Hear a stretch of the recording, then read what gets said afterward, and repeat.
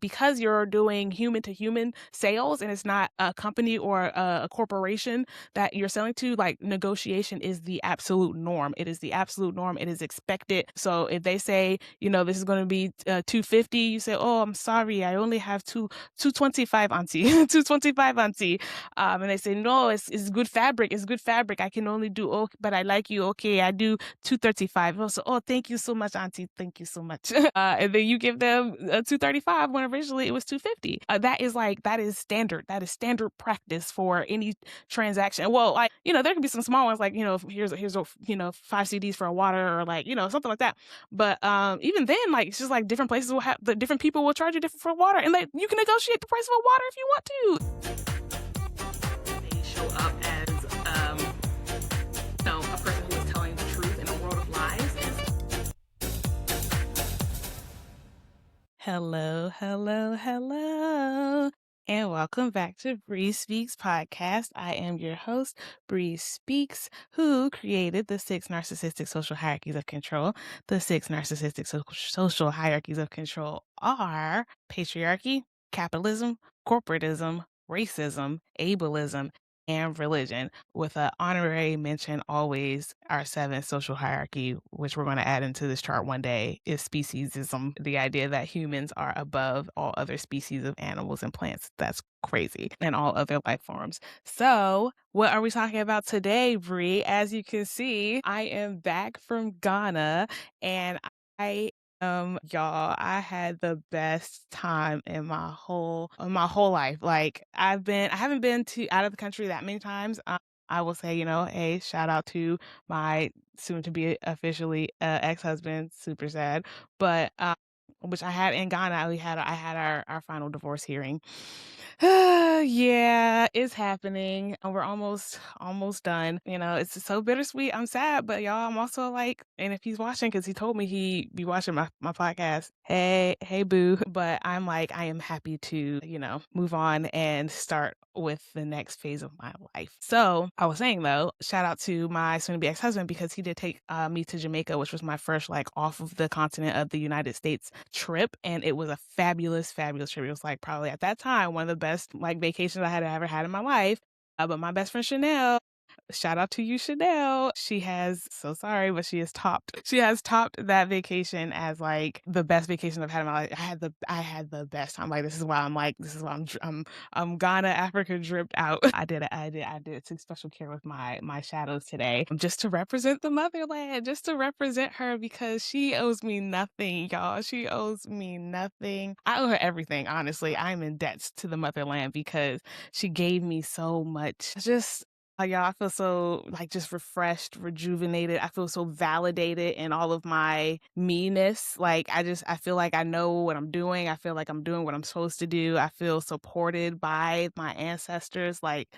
Y'all, it was such a good trip, and I can't wait to tell you all about it and how it wraps into our 6 narcissistic social hierarchies of control /7. It's going to be 7 narcissistic social hierarchies of control, which I like. 7 is a good number in the spirit realm. It really is. It's a good number. So I'm gonna change it. Okay, so anyways, I want to walk you through what we did, and then I will bring in our hierarchies as they are relevant. So first thing we did when we got there, after I got to my friend's place, which shout out to my friend, her home is lovely. She lives in a mansion, y'all. It's literally a mansion. It was so big. It had 5 bedrooms. I'll see if I can put in a video, but it had so many bedrooms. Every bedroom had a bathroom. And it was it was just so grand. It was just so beautiful. And I know her mom, I love her mom, Jim. Hey, Miss Jim. She's just like my best friend. They just have such a good eye for detail, for fashion, just for aesthetic. So it's just a lovely home, and I was so honored to be able to stay in such a fabulous, lovely place. And so after I got there, we rested. The first place she took me was to this place called Asin Manso, and it was termed the last bath for our ancestors who were kidnapped and stolen by a certain group of people.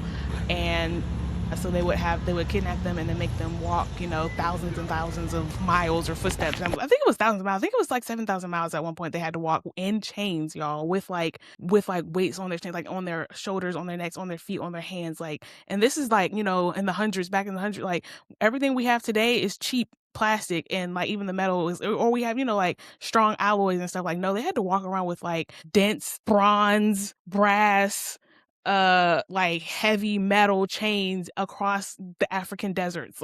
When you would get there and you experience and see and feel the things that they had to go through, y'all, it's me. I have to add a respect for our ancestors, but the respect I have is just 20 million times even greater now that I have been to this place. So this place was called the Last Bath. And it's where they would be after they were kidnapped from wherever.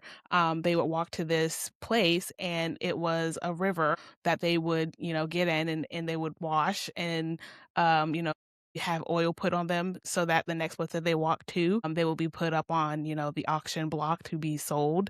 So this was considered the last bath before they, went to the next place. And the next place had the door of no return, which is where you would go to that door and they would never see you ever again because you would be shipped off to the colony / evil hell zone that is America. So that was our first stop, essentially, is this place. And it's you go in and it's y'all, it was such a spiritual experience. I can't, I was just out of respect, I'm not even going to talk about everything that happened because not everyone is meant to hear it and not everyone is meant to experience that. And if you want to experience such a wonderful experience, y'all, just the power in that place, because this is a place where, a lot of our ancestors did pass away there because there was this river. Some of it was running quickly and some of it was still. And, before they realized that some people passed away because of the running water, they were swept away, and because they were all connected in these chains, many of them would be trapped in this river. So there's a lot of energy in that place. So it's a place of just reverence, and the way they have it set up, that you go in, you have to, it's just, anyways, of that experience, you got to embody the experience of the ancestors, and that was, I don't know, I feel like there was a generational curse that was broken for me. It reminded me of, I don't know how many people saw the movie Holes, but the main character, in order to break this generational curse that was on his family or on the land to get rain or something like that, he had to accomplish, finish or do the task that his ancestor didn't do. And I don't know if you guys remember, the quote was and now Hector has to carry Madame Zeroni up the mountain because someone was supposed to carry Madame Zeroni up the mountain before, but they didn't do it. It was his great grandfather or something like that. And so he ended up having to do that, and that broke the curse. And that's what I felt while I was there. Was while I walked these same footsteps that my ancestors walked. And I was weeping the whole time. I was weeping. There was just this energy that was flowing through me. And it was just, like I said, I just feel like it was something happened. I'm not sure what it was, y'all, but something happened to me there. And yeah, because I did what they did and I walked their footsteps. And so it just, something in me healed. I don't know how to explain that, but there was something happened and it was good. And so one strange takeaway that I did hear from the ancestors as I was walking this walk, and I'll share it with you guys, but I'm gonna tell you now, I don't really like it. But I was talking to our tour guide about my feelings on Caucasian human beings, in this space, because of I was going through the pain that they went through. I was feeling the things that they felt. My hypersensitivity, my hyper empath was on.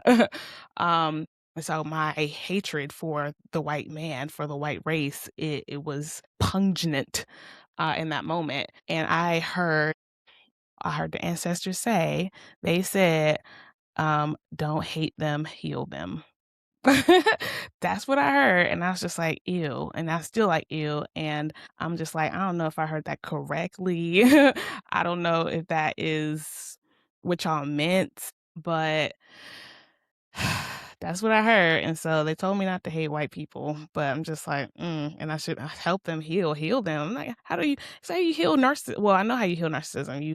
You need to, and I'm gonna talk about this in another video, maybe my next one.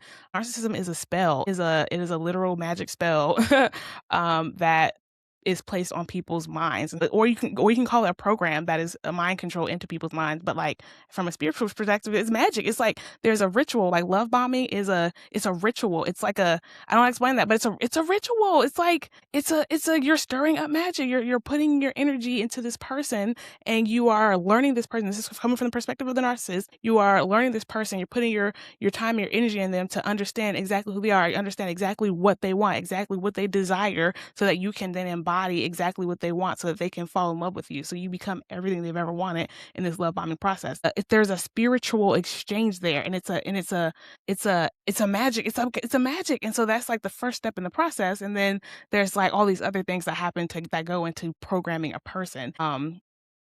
And so like that programming it's a magic spell. And so anyways, I'm gonna talk about that later. But yeah, but you can like break a spell. You can break a spell, you can uncurse someone, you can break trauma curse, you can fix it. And so that's when I've come to understand is that, white people are under spells, many spells. They're under the most spells, and we have to like unspell them. And it's just like, ew. Like, ew, ew, but they're like, but this the ancestors told, but they are brothers. I hate that, y'all. I'm sorry, y'all. Well, okay, we have to help. I'm not. Listen, I don't know how we're going to figure it out together, but hopefully it's just spread this channel to some white people so that they can start deprogramming from the matrix and understand that they can love themselves. Like that you're valuable for being just who you are. You don't have to prove yourself to anyone. You don't have to, your value doesn't come from how much money you have. Your value doesn't come from external forces. No validation doesn't come from your family liking you. It doesn't come from your pastor liking you. It doesn't come from your teachers liking you. It doesn't come from your friends liking you. It comes from you being you and existing here on planet Earth today and breathing in and out of your body. That is, boom, you have worth. You're valuable. You're just as valuable as anybody. Like, can we just get that message to white people so that they can stop being evil and insecure? Because like all narcissism comes from being insecure. You want to push yourself on top of someone else to make yourself feel better, to like fill this empty hole, like to fill up your cup, but your cup has a hole in it at the bottom. Whenever your validation comes from outside forces, you have a hole at the bottom of your cup, and you can pour money into it. You can pour mansions, you can pour houses, you can pour women, you can pour men, you can pour the best body, you can pour whatever you want to pour. But as long as that hole is at the bottom of that cup, you will never feel full. You will never feel satisfied. You will never feel at peace. So it's just like, that's all. Just tell white people, it don't matter if you got the best corporate job. It don't matter if you got the most stocks. Like, none of that shit matters. It's all fake. It's all made up by insecure white people who wanted to create systems of control to control the human population race so that they can feel their insecurities. Like, can y'all just know that? Okay. Anyway, so yeah, that is what the ancestors told me, is that I can't hate white people. I have to help heal them. And so that's what I'll try. So I'll give it a shot. Anyway, so that was that. So that was my experience. It was a wonderful experience. It was a fantastic experience. And I recommend it to all people of the diaspora. If you have a drop of African DNA inside of you, go. Well, maybe more than a drop. If you have, if you identify as a Black person, on this planet Earth, go. That is it. So then our next stop was Elmina Castle. So after the last bath that happened in Asin Manso, they would walk to to Elmina castles, which were these places where like the Portuguese and the Dutch, they were taking over. It was a post for slave trading. Yeah, and sorry, I just thought about. So, and this is like where they had the dungeons, this is where they would keep enslaved men and women. And there was just this one part that they talked about where like essentially like the balcony levels were for the soldiers and the governors and stuff. And so one of the highest balconies looked down onto like the female quarters, the female slave dungeons, and he would essentially like have them. Y'all, this is so nasty, y'all. And this is why the ancestors want me to not hate these people. And I'm just like, but this is the shit they be doing. This is the shit that come out of their brains. This is the shit that makes them happy. It's to line up a bunch of beautiful, strong, wonderful Black women and pick one out, and then whichever one he wanted for the night, she would have to come to his quarters and be his concubine. And if she resisted, there was a place where they showed us that the woman would be shackled there in a very uncomfortable position the entire night. And like there was like open ceiling, so like it was in a spot where like the sun would beam on this woman, and then I think she had to like stay there for at least a day, if not like 3. And it was in a place where the other female slaves could see her, so they would see her suffering this whole, like, it was just, y'all, it's y'all, this is some sick shit. This is some sick shit. This is some like, indeed, the ancestors of these people are like in our faces telling us, oh, like, get over it, get over slavery. I'm just like, and y'all, and the ancestors want me to like to help these people. I'm just like, I'm like, I need to go back and make sure that's what they said. Cause like, what, like, y'all, this is some of the most sick and twisted maniacal stuff. And I just had to sit there and like, and and again, it's like, of course I went through the whole thing, because it's like, if you can't even sit in the pain of understanding what happened to them, like, how did they feel when they were going through it? So, I went through it, and I went through like experiencing those moments. And like, even there was even this room where they kept enslaved people that you could still smell some of the smells which were not great smells, because that's how, and this is hundreds of years later, the smell is like sunk into the concrete because it was so dirty with all kinds of human things that come out of humans for so long. And it wasn't like, it's just like, y'all, it's just like, and white people are always like, oh, everyone did slavery. And I'm just like, not the way y'all did it. Y'all did slavery real different. Like, you can look at the slavery that happened in Africa prior to the transatlantic slave trade, because everyone likes to say, oh, Africans were doing slavery too. No, we did not do this shit. We did not do this shit. We did not do this shit. This is like, it was, they owe me money, X, Y, Z amount of money. They're in a debt, so they're going to work for me, and that's it. But they would sit at the same tables. They would have camaraderie. They would not be treated. They would not be raped. They would not be treated like they are subhuman. Like, they were like, y'all, again, humans over life, is crazy as it is, to treat your own fellow species like I don't even know, like, there aren't even words. There are literally not even words for how white people during this time, and kind of still during this time, current present day 2026, treat Black people and sit in different settings. Like, y'all, it is some of the sickest shit, and I saw it with my own eyes. Whew. Okay, that's it. Anyways, but they are our people too. They are brothers. They are part of the collective, technically, but they're under spells, and we just gotta wake them up. All right. So then also, so this is also where the slaves were taken. Like, so Elmina castles was like the last stop that they would be taken out of these places where they were chosen, and they would be shipped off. But like the door of no return, it was like this teeny tiny little door.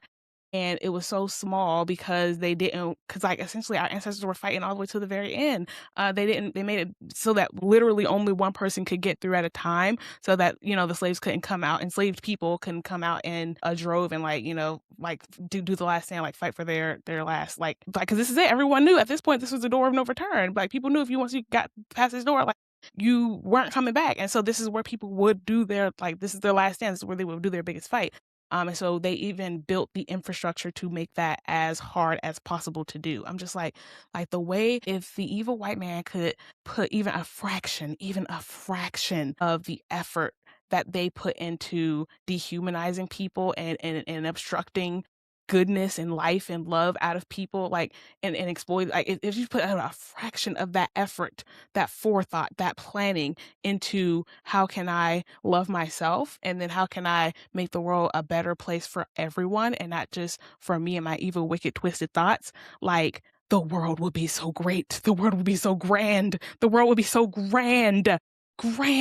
But no, they would rather use all of their time, attention, and energy on figuring out ways to continue to exploit people, on figuring out ways to continue to hoard money from everyone else, and to continue to hurt people, to continue to commit harm, to continue to enslave. Like, that's what they want to use their energy for, their personal magic. They want to use their magic for death and destruction and domination. Like, you ain't got nothing better to do. You don't want nothing more in your life other than that. There's nothing else that will bring you greater joy than to see other people suffer. Nothing else will bring you greater joy than just seeing suffering. My heart.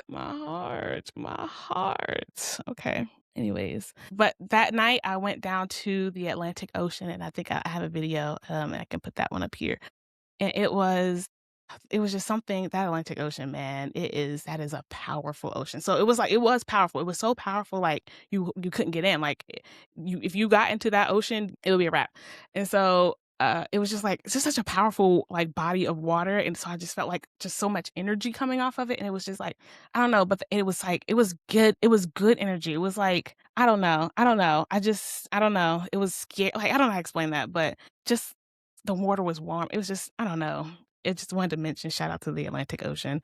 Cool. All right. And so what would we do the next day? So the next day, after we come back from Asim Manso and Elmina castles, which mind you are like 6 hours away from Accra, Ghana, which is where we were staying. This place is like way far out. So you have to like rent a car and get a driver. My friend has a driver, has like a live-in driver that they pay like to live there and drive them wherever they need to drive, because the roads in Ghana are mostly non-existent. It's mostly dirt roads, dirt pathways. So luckily we had like a Toyota Tundra truck, so that the baby was was handling it.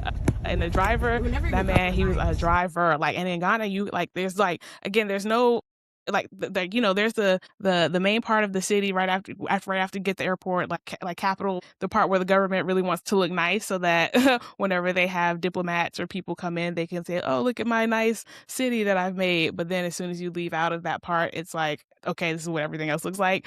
So when we got to this is what everything else looks like, that part, streets being paved are like, got a 50-50 shot. 50-50 shot, maybe 60-40, and 60 being the not paved. So driving to these places was crazy, but it was fun. It was different. It was interesting, but it also shows like their, I don't want to say lack of development, but like, we'll talk about that later. It's like, yeah, like lack of development from the government, but the people, which is what I'm about to talk about now. The people here are so independent, so strong, so self-sufficient.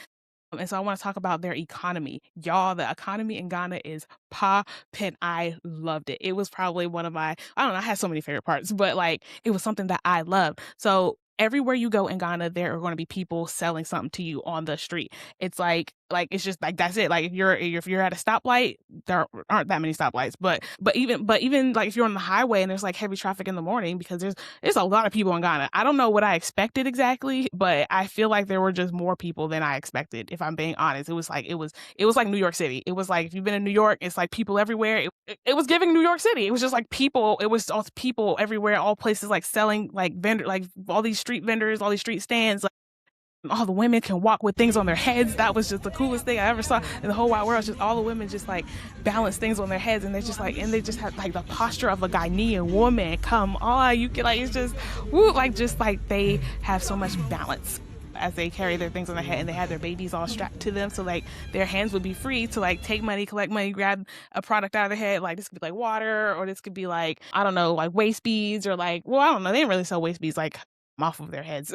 But they will be on the corners, like, it's just like selling, like, you can buy like soaps, you can buy like perfumes, like brushes, like phone cases. They were selling laptop cases at one point, snacks, like cooked meat, like shrimp, like kebabs, like it's just like bread, pastries, like what you need just is on the street, and somebody is selling it, and then you got it, baby, you got it. Someone, and then there's this because you're doing human to human sales, and it's not a company or a corporation that you're selling to, like negotiation is the absolute norm. It is the absolute norm. It is expected. So if they say, this is going to be 250, you say, oh, I'm sorry, I only have 225, auntie. 225, auntie. And they say, no, it's good fabric. It's good fabric. I can only do, oh, but I like you. Okay, I do 235. Also, oh, thank you so much, auntie. Thank you so much. And then you give them 235 when originally it was 250. That is standard. That is standard practice for any transaction. Well, like, there can be some small ones, like, here's 5 CDs for a water, or like, something like that. But even then, like, it's just like different places will have, the different people will charge you different for water, and like you can negotiate the price of a water if you want to. It's just like, because you're working with a human. And that is why I was asking my girlfriend, I was like, hey girlfriend, why? So what, like, I was telling her, I love this. I love that there are, I was saying, if there was like a Walmart here, like all of these people will be gone. So this wouldn't exist. And then she was telling me how there was a store, like a corporation, that tried to move in, at one point, but essentially the operating costs got too much and it went out of business. Because if you go into a store and it's a corporation and they're trying to charge you 20 CDs or like, $20 for, let's say, I don't know, a t-shirt or something. And then you say, that's a lot of money. Can we go down? And then the cashier says, sorry, that's the price. Like I have no charge over I have no control over the price. And then you can go outside and then someone will be on the corner, will say the same t-shirt and be like, 20 CDs. And then you say, hey, excuse me, can I have this for 15 CDs? And then they say, okay, that's fine. Or like, I give you 2 for 15. Or like, then you should negotiate the price and then you get it. And so that's how the corporations don't stand a chance. They go out of business. And I'm just like, what?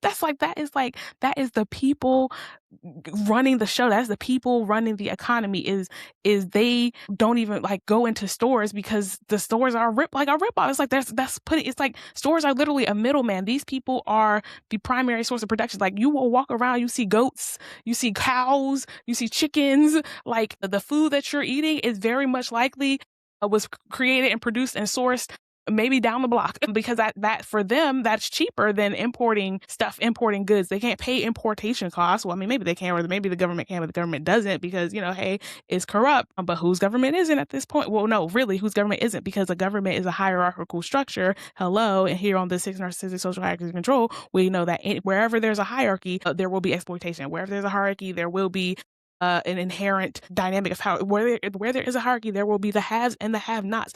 The moment you have a hierarchy, the moment you have a ranking, you have someone above, you have someone below, you have someone at a disadvantage, and you have someone with a advantage of some sort. And once you have that, abuse will happen. Taking advantage of will happen. Bad things will happen. The moment you have a hierarchy, if everything is always even, always balanced. I told everyone, if this is God and God is a ball of energy, everyone gets their own little piece of energy, but that piece of energy is the same.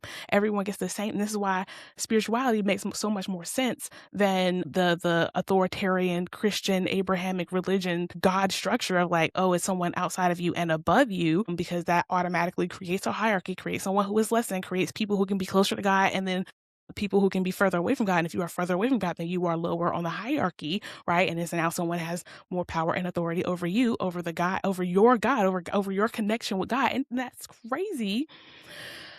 I've gone too far. But spirituality evens the playing field. That's why spirituality just makes more sense, because we're all equal as human beings. We're all equal as like life forms walking on planet Earth. The moment we are born, we are all equal. And that's because we all have the same connection with God. I don't want to call it the same connection. We all have the same ability to connect with God in the same way, but it is up to us to choose to, get closer to that connection or not, which I know the Bible says the same thing of like, you got to get close to God, but the way that you get close to God in spirituality is through yourself. Go closing your eyes and going in, finding your feminine energy, the dark energy within, the spirit energy, feminine. The feminine is the negative, the without, the male is the positive, the external, the things you can see, touch, feel, the 3D. This is the masculine. This is my masculine form. Hello, I hope you like it. But your internal, your feminine, your God energy, your spirit energy is inside of you, and you cannot find it looking out here. If you're trying to look for it, why are you looking at me right now? I can't give you nothing.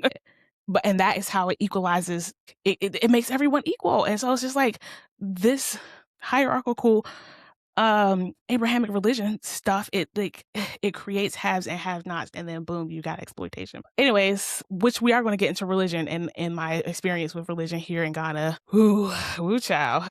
But going back to the economy, and so I love how capitalism works here. And it's like, and I was thinking about how people are so self-sufficient. Everyone's like, they are slaughtering their own meat. They are growing their own food. I saw so many little farms. Like everyone got a farm. Everyone got their own farm. Everyone growing something. My girlfriend, they got their own mango tree. They had their own orange tree.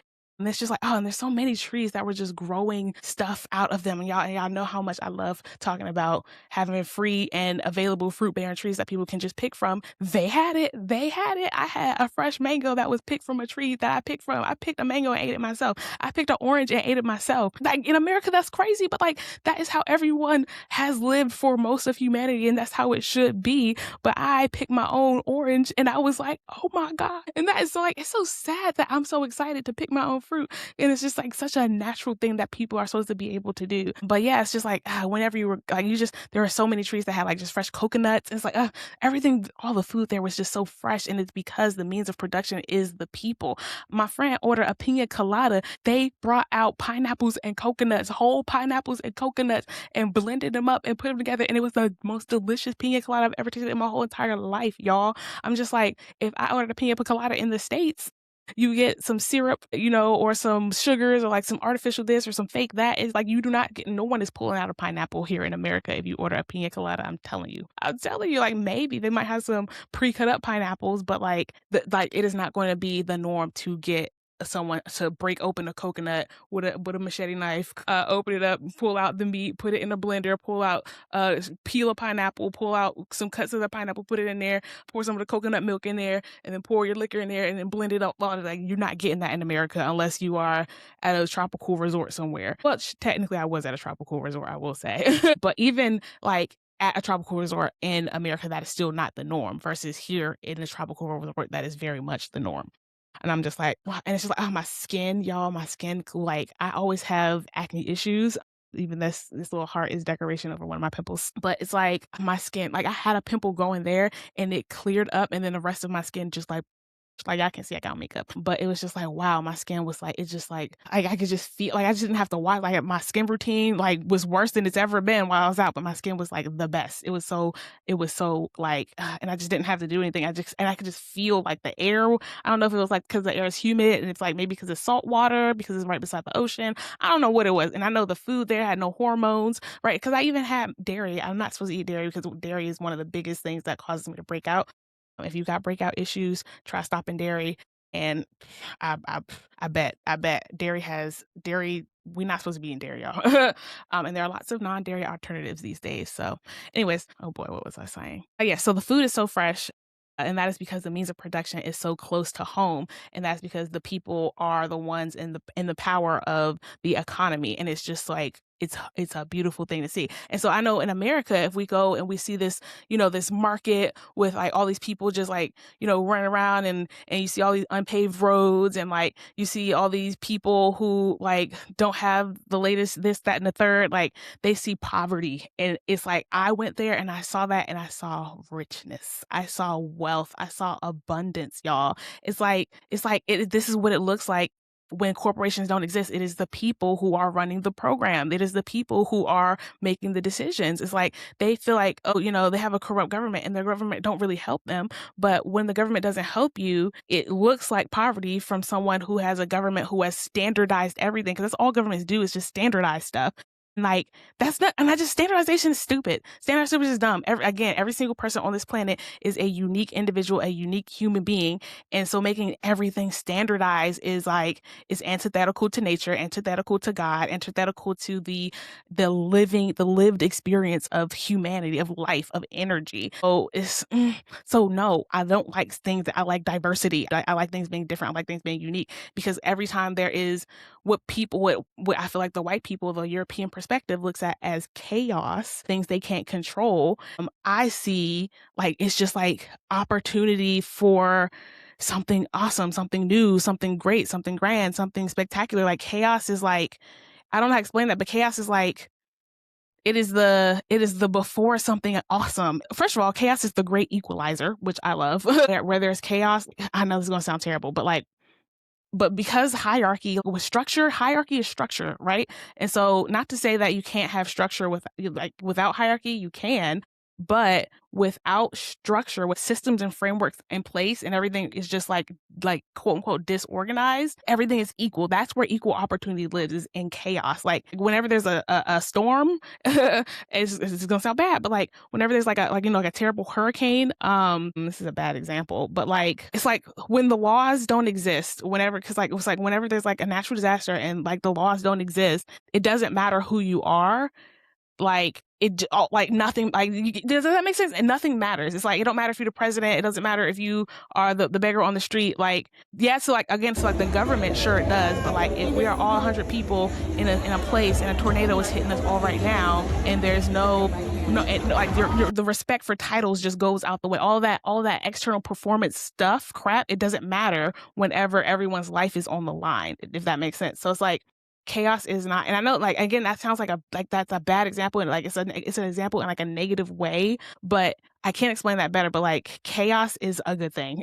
Chaos is a good thing. It's like it's the void. Chaos is the void. It's like whenever there is, so anyways, going back on track here, whenever you go to these markets in Ghana that are unregulated, unstandardized, is everyone is out for themselves. I know a European person would see this as chaos, but I looked at it and I saw beauty. I just saw so much beauty. It was so much beauty and so much, it was so diverse. Like everyone was selling their own thing in their own way. And it's like they all like, it's just like we're all using their own marketing tactics. Like you can go into Ghana into what like into Makala, which is like their big central, like Makala is like that's the market, like that's the market. Like I have a video, I think I'll put it in here of like it's just like a quick snippet of just like how it's like people everywhere, cars everywhere, cars are right beside the people. Like there is no there again there's no from a, I want to say from an outsider looking in, from a European lens, you'll look at it and say like, oh, this is chaos and it makes no sense. But even like with like, there's no streetlights and stuff in the dirt roads, everyone will see like, oh my God, this is crazy.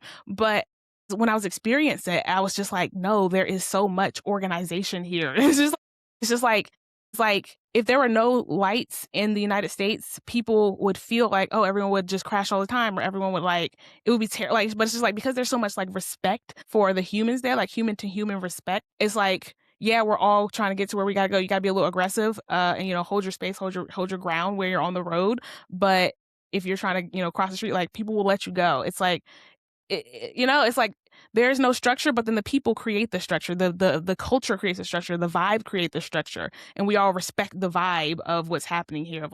Like you can drive on the wrong side of the road there. What is the wrong side of the road? Like, it's just like, you can, like, there's no sidewalk. You can, like, when I say you can literally do whatever, like, you can drive up on sidewalks and, like, and then go back onto the path. Like, if there are, like, barriers saying, like, this, you're not supposed to cross here.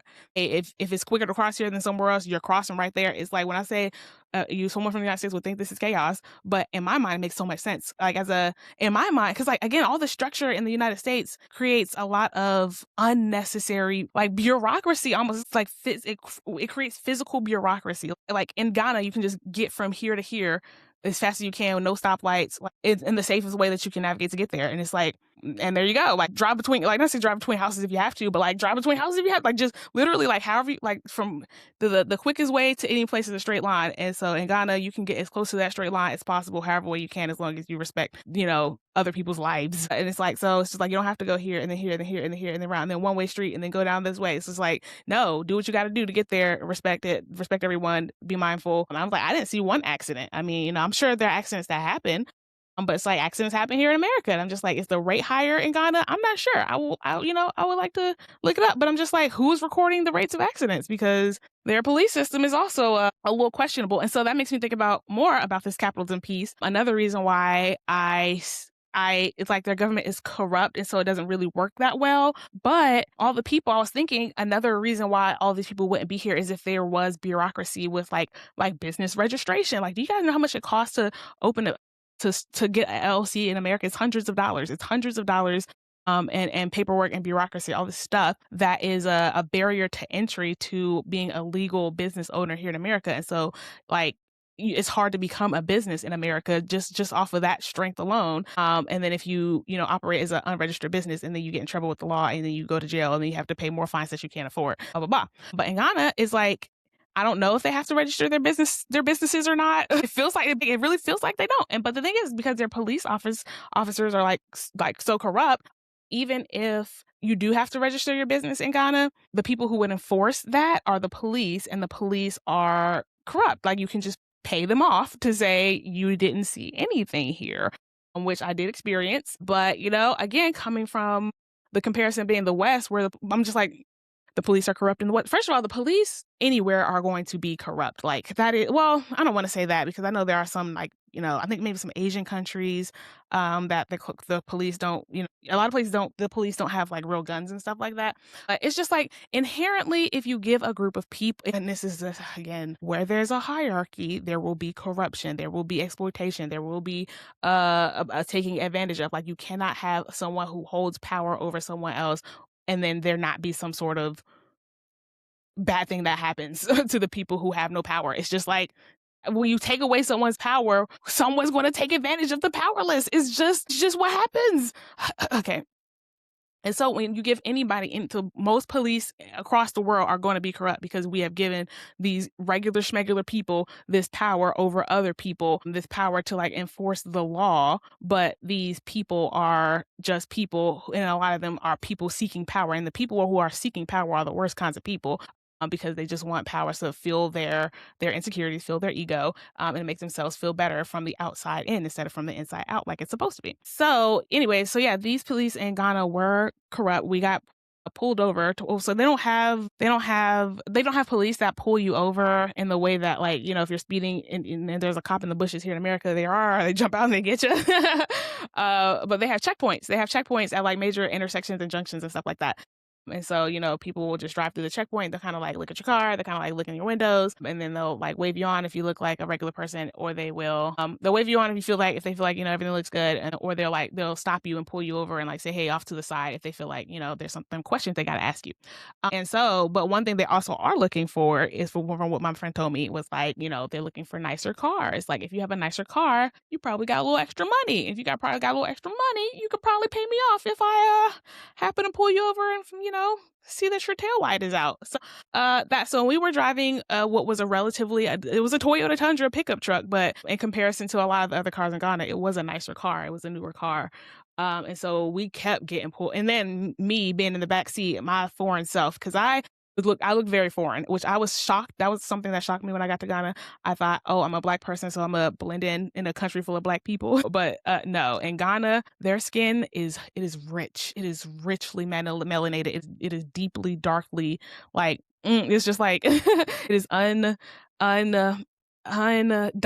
undiluted by any way. Like, I have yuck. I have European DNA in my body. I've had my ancestry done. It's in there. It's not a lot. It's like, but it was like I think like 10 or 11%. It was like higher than I cared to believe. I thought it was gonna be like maybe 2 or 3 or 4%. But it was in the double digits, and I don't know. I gotta relook at that one again. Anyways, my melanin has dilution in it.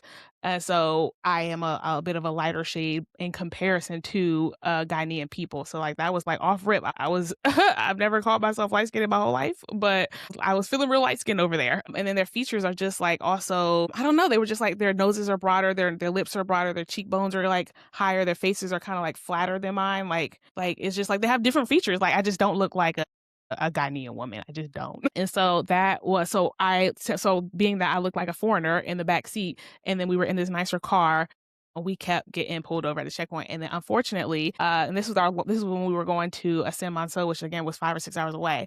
And so unfortunately, our driver, he actually did forget his ID at the house. And so when we got pulled over in this nicer car with this foreigner in the back seat, they actually had an excuse to keep us, because they kept saying, hey, like insurance and license and registration or whatever. And he's like, oh, I don't have my license. So we had to pay off the cops twice.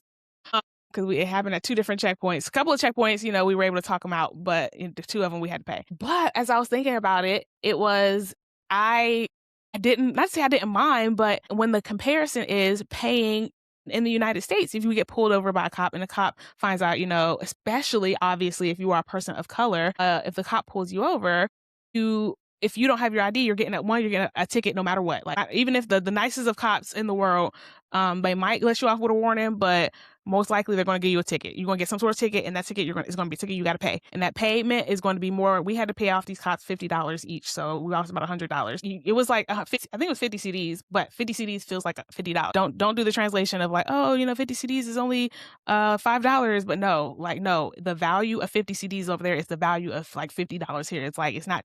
That was our spending money. So we had to pay them off twice. But when I think about it, I'm just like, it's like in America, I would have you got a ticket, and that ticket probably would have been no ID, at least $100. Or if it was a butthole cop, they will pulled you over anyway. If you're a black man and and it's a racist white cop and they're having a bad day and they're jealous or something, they will pull you over. They search your car. If you got cash in there, they take it, put it in their pocket. They plant weed, plant something in your car, and they say, you got these things in your car that I just found. What are you going to do about it? And then they try to make you pay some more money. They shake you down and then put you in jail. And then you got to pay into the injustice system that we have here, where you got to pay your lawyer, you got to pay your bonds fee, you got to pay administrative fees, and just like all of this stuff. When you get into the U.S. injustice system, when you get in there, so much money you have to pay feeding this system that is a demon, a beast all in of itself. Like if I could give the injustice system its own hierarchy, I would, but it's like there's no need, because it's a compilation of all this evil stuff that I already talked about. But it's just like that system, to have to put money into it, is like, I would rather pay $50 to this individual corrupt cop than pay hundreds of thousands of dollars into the United States injustice system any day, any shape, any form, any timeline. I'm just like, and like the same thing is like with the markets and stuff. I would rather pay individual people selling things on the street to get what I need, rather than go and pay these corporations that is feeding the beast. So this corrupt cop, sure, they're corrupt, but like that money is going into their pocket. It's not going into the corrupt government's pocket, who has more power. So if you give them money, then you're giving them even more power. And then something else I'm thinking about when it comes to like the capitalism portion, because all these transactions that are happening are like unregistered, probably more likely not unregistered businesses. Most of it's happening in cash. Most of the most of the people who I was interacting with when it comes to selling things, I'm not to say only took cash, but a lot of them only took cash. Like I went to a liquor store, and like I was talking, and I couldn't buy what I wanted to buy, which was some palm wine. But it was because she said her POS system, like her electronic vending system, wasn't working, and it wasn't worth it for her to pay to get it turned back on, because no one paid in cards anyway. And so she lost me as a customer, because at that time I only had cards. I only had my card left. It was at the end of the trip. I was trying to buy some souvenirs. And one of them I wanted to buy, a drink from Ghana, a friend. But I couldn't buy it because she was like basically cash only. And they have they have a Momo, which is kind of like Venmo or Cash App. But that's also like, that's their secondary payment if you truly don't have any cash CDs. So I was thinking about how we always say that places like Ghana are like very poor, but I'm just like, and they're poor based on their GDP, and your GDP is nothing but, if you don't know, your gross domestic product, which is like, right, it's like how much it counts, like how many transactions that are happening in your country and how much those transactions are worth, but it's only counting the ones that it can count. And so I'm like, most of the transactions in Ghana that I experienced and saw were not happening in a way that the government can truly track. Like if these people have to file taxes, it's all in cash. Like if they even have to file taxes. So I'm just like, everyone's saying like places like Ghana are poor and they have a smaller economy, but I'm just like, I think it's poor on paper, but in IRL, no, there's plenty of money in Ghana. It's plenty of money being circulated throughout the economy. The economy is strong, is vibrant, is beautiful, is diverse, is local, it's human centered. Even when part of the culture in Ghana is like just like being respectful, and so they're really big on greeting people. And so even when we were talking to the cops who were the corrupt cops, it's like they still were human centered first, of like making sure they greet us, making sure. But it wasn't like a their greetings aren't like, oh hey, how are you, oh how's the weather, weather's good. Like it's not fake, it's not small talk, it's like human to human. Hey, how's it going? Like you're good, you're great, okay, all right, well now I'm going to scam you. You have to give me your money, but I love you and I care about you, but you gotta give me this money. It's like that, like that's the feel. And it's like the feel is like, even then it's like I'm a corrupt cop, and I'm a corrupt cop, and we both understand that this is corruption, but I'm gonna do it anyway. We are like, it's like they acknowledge it in a informal way, like this is happening. Yeah, it's happening. Sorry it's happening, but not really sorry it's happening, but like this is happening. Okay, I just thought of an example that was a good one, because we got stopped and had to pay twice. But one of the times we got stopped and we didn't have to pay, the police officer, he was like, today's my birthday. And we were all like, oh, okay, happy birthday. He was like, yeah, today's my birthday.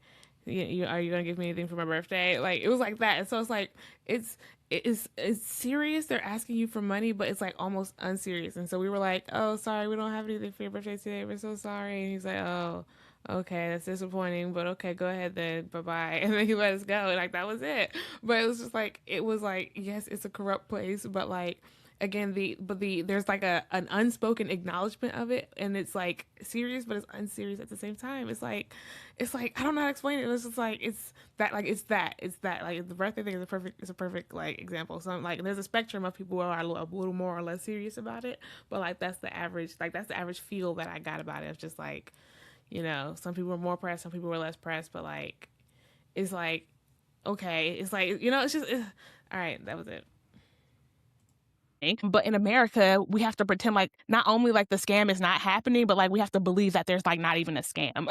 It's just like they want most of us to believe no scam is happening, and then the people who know that a scam is happening, we have to pretend like there's no scam happening. We have to like truly pretend like there's no scam. But like over there, it's like they're not pretending like there's no scam. It's like we all know what's happening. It's like I don't know how to explain that. It's like there's at least the unspoken but still acknowledged understanding that this is wild. But in America, it's like there's no unspoken understanding that this is wild, because there is no understanding this is wild, because this is not wild. This is what it is, and you need to accept it as the truth, and you need to like pretend like this is not even pretend, like it's like if you think this is crazy, then you're crazy. If you think this is crazy, then you're the wild one. This is like not only is it right and normal and regular, you're the wrong person. That's what America says when it comes to dealing with these scammy systems. It's like, nah, there's no scam. What are you talking about? You're the scammer. You're probably trying to scam me. And it's like, no, I'm being scammed. I'm the victim. Don't we love when a narcissist turns the tables and makes themselves seem like the victim when they're really the aggressor? Happens every day here in America. So yeah, that was my take on capitalism in Ghana. They want you to think that Ghana is poor, but Ghana is rich. Ghana is rich. The land of gold is what the whiteys used to say when they would come and try to pillage and steal and take all of its resources. And don't I look like? Didn't I come back? Don't I look like I came from the land of gold? Thank you. Okay, so then I want to talk about ableism as a structure. I didn't see any ableism. Like everything is so human centered there. Like the people who I saw who were disabled, there was no sense of like shame about them being disabled. They were just like regular people, and I just loved it. I will say, the healthcare is it was you could see the healthcare not being great, because I did see a man who didn't have working legs on a skateboard. And he was going to, y'all. He was like, and he had flip flops on his hands, he was getting around like that. He was moving and grooving. But it's just like whenever there was another man, like older man with no legs in a wheelchair, and there's no crosswalks in a lot of places, so people have to cross highways, like just cross highways, like it's just a thing. But the traffic is so dense there. Crossing a highway is not as dangerous as it sounds. Although sometimes when there's less traffic, it can be a little bit more, a little dangerous. But for the most part, you got to cross highways. And again, that culture, that vibe of like, I got to get to where I got to go. You got to get to where you got to go. We're going to respect that. And we're going to just try to get this done as quick as possible. That's there. And so when people are crossing the street, people are not going to hit them. It's just like, okay, we understand what's happening. But whenever there was like someone in a wheelchair, or like someone like an older man on a cane, or just like a disabled person, a physically disabled person of any sort, it was just like all the traffic would just stop. It was just like, it was so much respect. It was so much respect. It was so much respect. It was so much respect. It's like, and the people, like there were people who were crossing too and would help people who were on canes and stuff like that. It was just like the respect that you saw for people with disabilities. It was just not just discussed. It was not just like, ew, like get this person like not in my backyard NIMBYs. It was just like, oh, let me help this person as much as I can, and then we can all back to business. It's just like it's just because it's so people centered, it's so human centered, it's so like we are all in this together. We are all here to just get like not just to get by, but like not only this. And again, it wasn't like this air of misery that we have in the United States. It was this air of like there's so much soul. Like you can feel the soul in Ghana, like the joy, the love, the care, the passion. Like you can feel the humanness. Like when you're in the United States, it's like, I can't explain it, but it's so non-human. It's so narcissistic because everyone is so narcissistic. Everyone's so disconnected from spirit, disconnected from their souls, disconnected from their true selves, that we all have to put on this performance in America. Everything's a performance in America. You have to put on this play, act this way. I hate corporate America, and this is where corporate is coming. You have to go in, you have to dress a certain way. If you don't dress a certain way, people won't respect the stuff you have to say. If you don't say it a certain way, people won't respect what you got to say. If you have a certain accent, if you have a certain color, it's just like, it's perform. And even if you're stupid and dumb as bricks, if you perform well, then you get to go up. But if you don't perform well, if you don't play the role, then you don't do well in corporate America. It's just like, it just makes, it's just, you have to become a robot to be successful in corporate America. You just have to go in and do the same things every day and say the same stuff every day. And it's just like, oh my gosh. But in Ghana, that is not the vibe. Even in, I went to a corporate setting there. My best friend, she works in an office. Her parents own the office. They're well. And so I was in there and I was like looking at the workers and listening to interaction. It's just like, and the vibe is just like, it was a little bit more performative, I will say, because it had this, it had a little bit of office, like the clothes they were wearing, I could see were not necessarily the same clothes that like I saw the locals wearing as they walked outside. It was more of a European centered professionalism, which I didn't love. But it's still but the interactions were still more authentic. They were still more people to people and not, I call it ego to ego, but representative to representative. It wasn't right. It wasn't representative talking to representative, like my representative self. Like, everyone has your ego essentially is your representative self. And it's like, you don't get that a lot in Ghana. It was just like, I'm a person, you're a person. There's just no politicking. You don't have to play politics so much in Ghana. It's just, you get to live as a person. And I don't think people in America understand how much in America everything is a performance. Like literally, I was over there and then someone asked me, what do I do? Yeah, someone asked me what did I do, and I immediately answered with my job, which was, some sort of variation of social media content creation.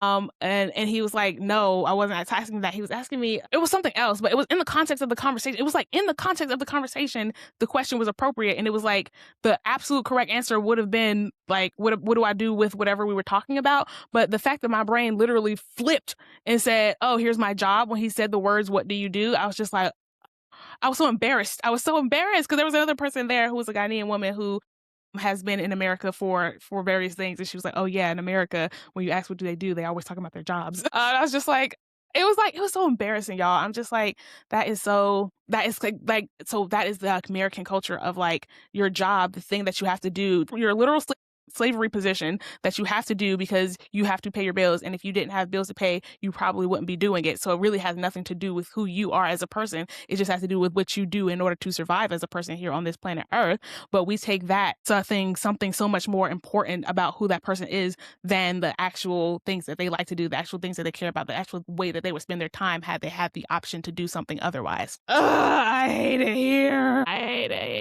It sucks. America sucks. Okay. So that was how how ableism showed up in that environment from what I saw in my short-lived experience there. And then I lastly I want to talk about, religion in Ghana, and of course religion will be sprinkled in with a little patriarchy. Because Ghana is a Christian country, y'all. My friend was telling me basically how every Sunday, as I told you, there was a lot of traffic. There was a lot of traffic, so much where people could walk across highways safely because it was standstill traffic or very, very slow inching traffic. She said on Sundays you will see no traffic. Or if there is traffic, it's all going towards churches because it is a very Christian culture there. Everyone goes to church on Sunday. She was like, you can go to bars and stuff on Saturday. And if you say, I got to go early because I got church in the morning, it would be a very oh yeah, I get it totally. It's such a normal thing to everyone has to go to church on Sunday. My friend, even she I was, y'all know me. I was on the fence about should I go to church? I'm not a Christian and I don't want to go into this church and have a conversation with someone and get myself kicked out of Ghana. And so I was just like, should I go? But my friend was like, really, it's, it's a part of the experience of being in Ghana is going to church is everyone gotta go to church. And so I was like, okay, all right, I'll go. But she did say, she told me to behave myself, which I did. Listen, Again, the spirit is in everyone, and church is a variation of the collective of people bringing their spirit energy together.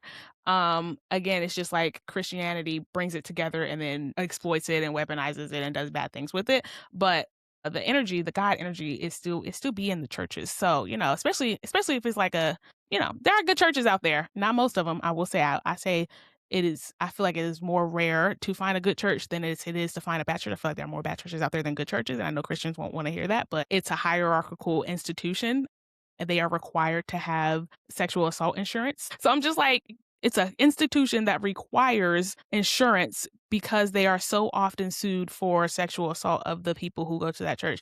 And you want to tell me that there are more good churches than bad ones? Don't talk to me. Go away. So, anyways, yeah. So there are some good churches, and the spirit do be in there occasionally. And so I am not against going to church and hearing a word. And then I also do like to hear different people's interpretation of the Bible because I always obviously have my own. And it's always interesting slash fun to hear it from a different perspective. And so I was like, yeah, I'll go to church. I'll go to church in Ghana. Let's give it a go. And so she takes me to this church, which first of all, the church is owned and run by a white man, and that also just like a white man preaching Christianity in Africa. It's just like I'm like, y'all sitting here, all y'all Ghanaians sitting here, they don't itch y'all butts at all. They don't itch your butt, not even a little bit, they don't make you want to do one little scratch, not even one. All right, in your country, not mine, not mine. Hey, that's y'all want to come to church? Okay, fine. And so, but he wasn't there today. The actual like white man pastor wasn't there, and so it was like a lower on this Christian hierarchy pastor. He was a Ghanaian man, and so this was a Ghanaian man preaching this sermon. And I even I brought the pamphlet. I don't want to put the name of the church up there, but this was like the theme of the week was called the bait. And so there's a spider here. It's a big one too.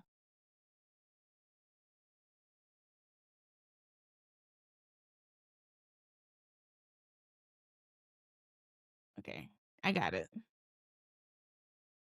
Okay, no, don't fall out. Okay, hold on. I gotta put him outside. Give me a second. Yes, I am your hippie friend who doesn't like to kill bugs because bugs are life too. He's having his own physical experience in a 3D right now. I don't know why he chose to come down as a spider, but that doesn't mean because I'm a big human being that I can just take this spider and do with him what I please and unalive him just because I'm afraid of him. It's a house spider. It's not a tarantula. Stop being narcissistic towards animals. I'll be back. Okay. So let's talk about religion. Church in Ghana. The theme of the day was the bait, and that was talking about, and so the whole thing was talking about if you compromise, if you compromise like your not your faith to God, but like if you like if you're a good Christian, you're not supposed to be doing all these things, and including like smoking, drinking, lusting, all the things that all humans do at some point in their lives, because we're all sinners. If you do any of those things, you are compromising your relationship with God.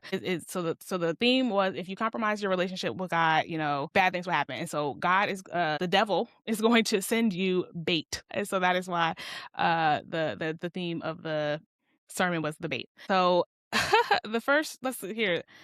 Okay, the first verse they used was Psalms 1:1. Blessed is the man who walks not in the counsel of the ungodly, nor stands in the path of sinners, nor sits in the seat of the scornful. Yeah, so you are blessed if you do not hang out with ungodly people or stand with ungodly people or hang out with ungodly people, which I feel like goes against what Jesus said, which was be with all people no matter who they are. And then it says for James chapter 1 verses 14 through 15, but each one is tempted when he is drawn away by his own desires and enticed. Then when desire has conceived, it gives birth to sin, because sin's always there, you guys. And sin, when it is full grown, brings forth death. And that was really one that he harped on, I feel like, for a significant portion of the sermon.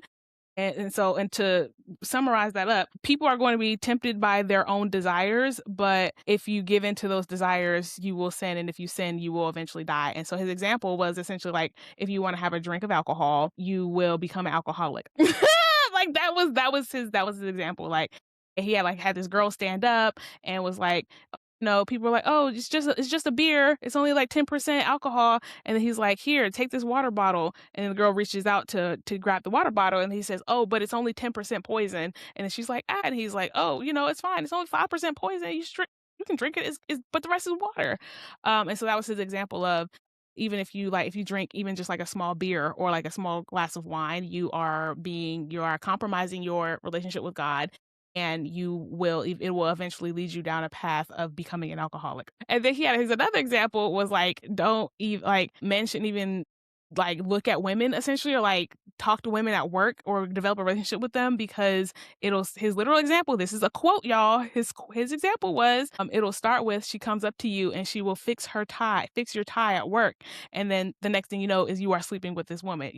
Oh, he said the next thing you know, you've ruined your marriage, is what he said. He didn't say sleeping with this woman. He said next thing you know, you've ruined your marriage, or your marriage is on the rocks, or like he implicated that you ended up sleeping with this woman who adjusted your tie. And then his joke was, and that's why I don't even wear ties. And he wasn't wearing a tie. It was funny. It elicited a chuckle, but also it's like, you are really preaching here that, one, if you indulge in anything just even a little bit, you're an awful person. It's going to lead you to damnation, destruction, and all these other things. And then you're also advocating that men can't even have a woman adjust his tie without him wanting to sleep with her. I'm just like, really? That's the message you're going to give me here, sir? That's the message? He's like, and he said the same thing with, he implicated the greenery that people indulge in. If you do it one time, that's it for you, buddy. Wrap it up. You're going down yonder. It'll be hot where you're going, sir, for that J that you just indulged in. And then what other? Yeah, there were so many examples he used that were just like, it was so gross, because I'm like, first of all, going back to this desires portion, he really, the next, here, let me read the next one. The next verse was James. Oh, this is the same one. So the same one, right? This is where he emphasized James 1:14. But each one is tempted when he is drawn away by his own desires and enticed. And so it was harping on the fact that if you even have the desire, he kept harping on, if you have the desire to drink, the desire to have, to fornicate is what they got outside of marriage. If you even have these desires, you are problematic. You are not close enough to God. You are not doing right by yourself. And I'm just sitting there like, if I am a person who is struggling, if I'm sitting in this audience and I'm a person who is struggling with alcoholism, right, or something of that nature, of some sort of addiction, and I have this desire to go drink, I'm just like, going to this sermon, sitting in this sermon, I would have left and bought me a bottle. And if you pay attention, all of the churches in the hood, they got alcohol liquor stores right beside them. Because the way that you read these Christian sermons, it makes you hate yourself. Like, if I were struggling with that, I would have left with the understanding that I am a sinner just for the desire and the thought, so might as well do it anyway. If I drink, and then once I drink, I'll never be, as I am the alcoholic that he's mentioned, and so my life's worth nothing anyway. Not one freaking time that this man asked, like, talk about, if you have the desire to be inebriated in your present life, for all of your present life, what is it that you are running from? What is the trauma or the pain that is coming up when you are sober? Why do you want to escape your sober life so much that you are willing to hurt yourself and hurt the people that you love, because you want to cover up this? There's a pain that is greater that you are trying to cover up than the pain of losing everyone that you love. There's something so hurt inside of you that you would rather go to this literal poison and do that every day, or smoke that every day, or do whatever that is, take that every day. You would rather do that and destroy your life than figure out what's going on the inside. Like, no, of course they didn't talk about none of that. That's no. If you think about drinking, you're a sinner. The end. Clap for Jesus. And then he kept saying, clap for Jesus. And then everyone would just, no, that's rude. I know that's rude. But that's what y'all, as someone who is sitting here, who is not, like, my brain is not in this Christian box, is not limited by these beliefs. It's like, that's what it felt like. It felt like it felt like I was looking at a bunch of programmed robots do what they're supposed to do. Like, they were just clap. He would literally say, clap for Jesus. And everyone would just clap like trained seals. I clapped too, like a trained seal, I will say, but I didn't clap because I had to fit in. Which, yeah, but they came voluntarily. Not that I didn't come out. Anyways, it doesn't matter. That's what I saw. I don't mean to be disrespectful, but like he literally would just kept like whenever he would say stuff, and I feel like that's the thing. I feel like some of the stuff he was saying wasn't hitting with the audience either, because he made a joke about like trans people. He was like, "Oh, there's no women in here with Adam's apples, right?" Because and it was like it was in the context, I guess, but it's just like he said that, and it was like and I could feel people like, but then there was also a significant portion. This is Africa, this is Ghana, where they're all like, ha ha ha ha, no, and no men without Adam's apples in here, no. Just like, okay. And then speaking of just like, again, patriarchal gender norms, a phobia, he made another joke about, the bait, right, that the Lord is going to send men again, he said it was going to come in the form of like a young, beautiful woman. And he was like, God's not going to send you, some 90-year-old woman. And, I just sat there, he lived like, again, these are quotes, y'all, out of his mouth of, I'm just repeating it back. And I was just like, wow, you just like, if there are older women in here, it's just like, it was just such a gross jab at older women. I'm like, I'm certain there are some 90-year-old baddies out there. My soon-to-be ex-husband, his grandma is like 90 something, which also, shout out to her. She was a part of my inspiration for, no offense to my husband, but for leaving him, because she was married before, because I was talking to her one time, and she was married before, and her husband died. And then she lives alone, and she's 93, and she's been living alone since her husband died, never got remarried, right?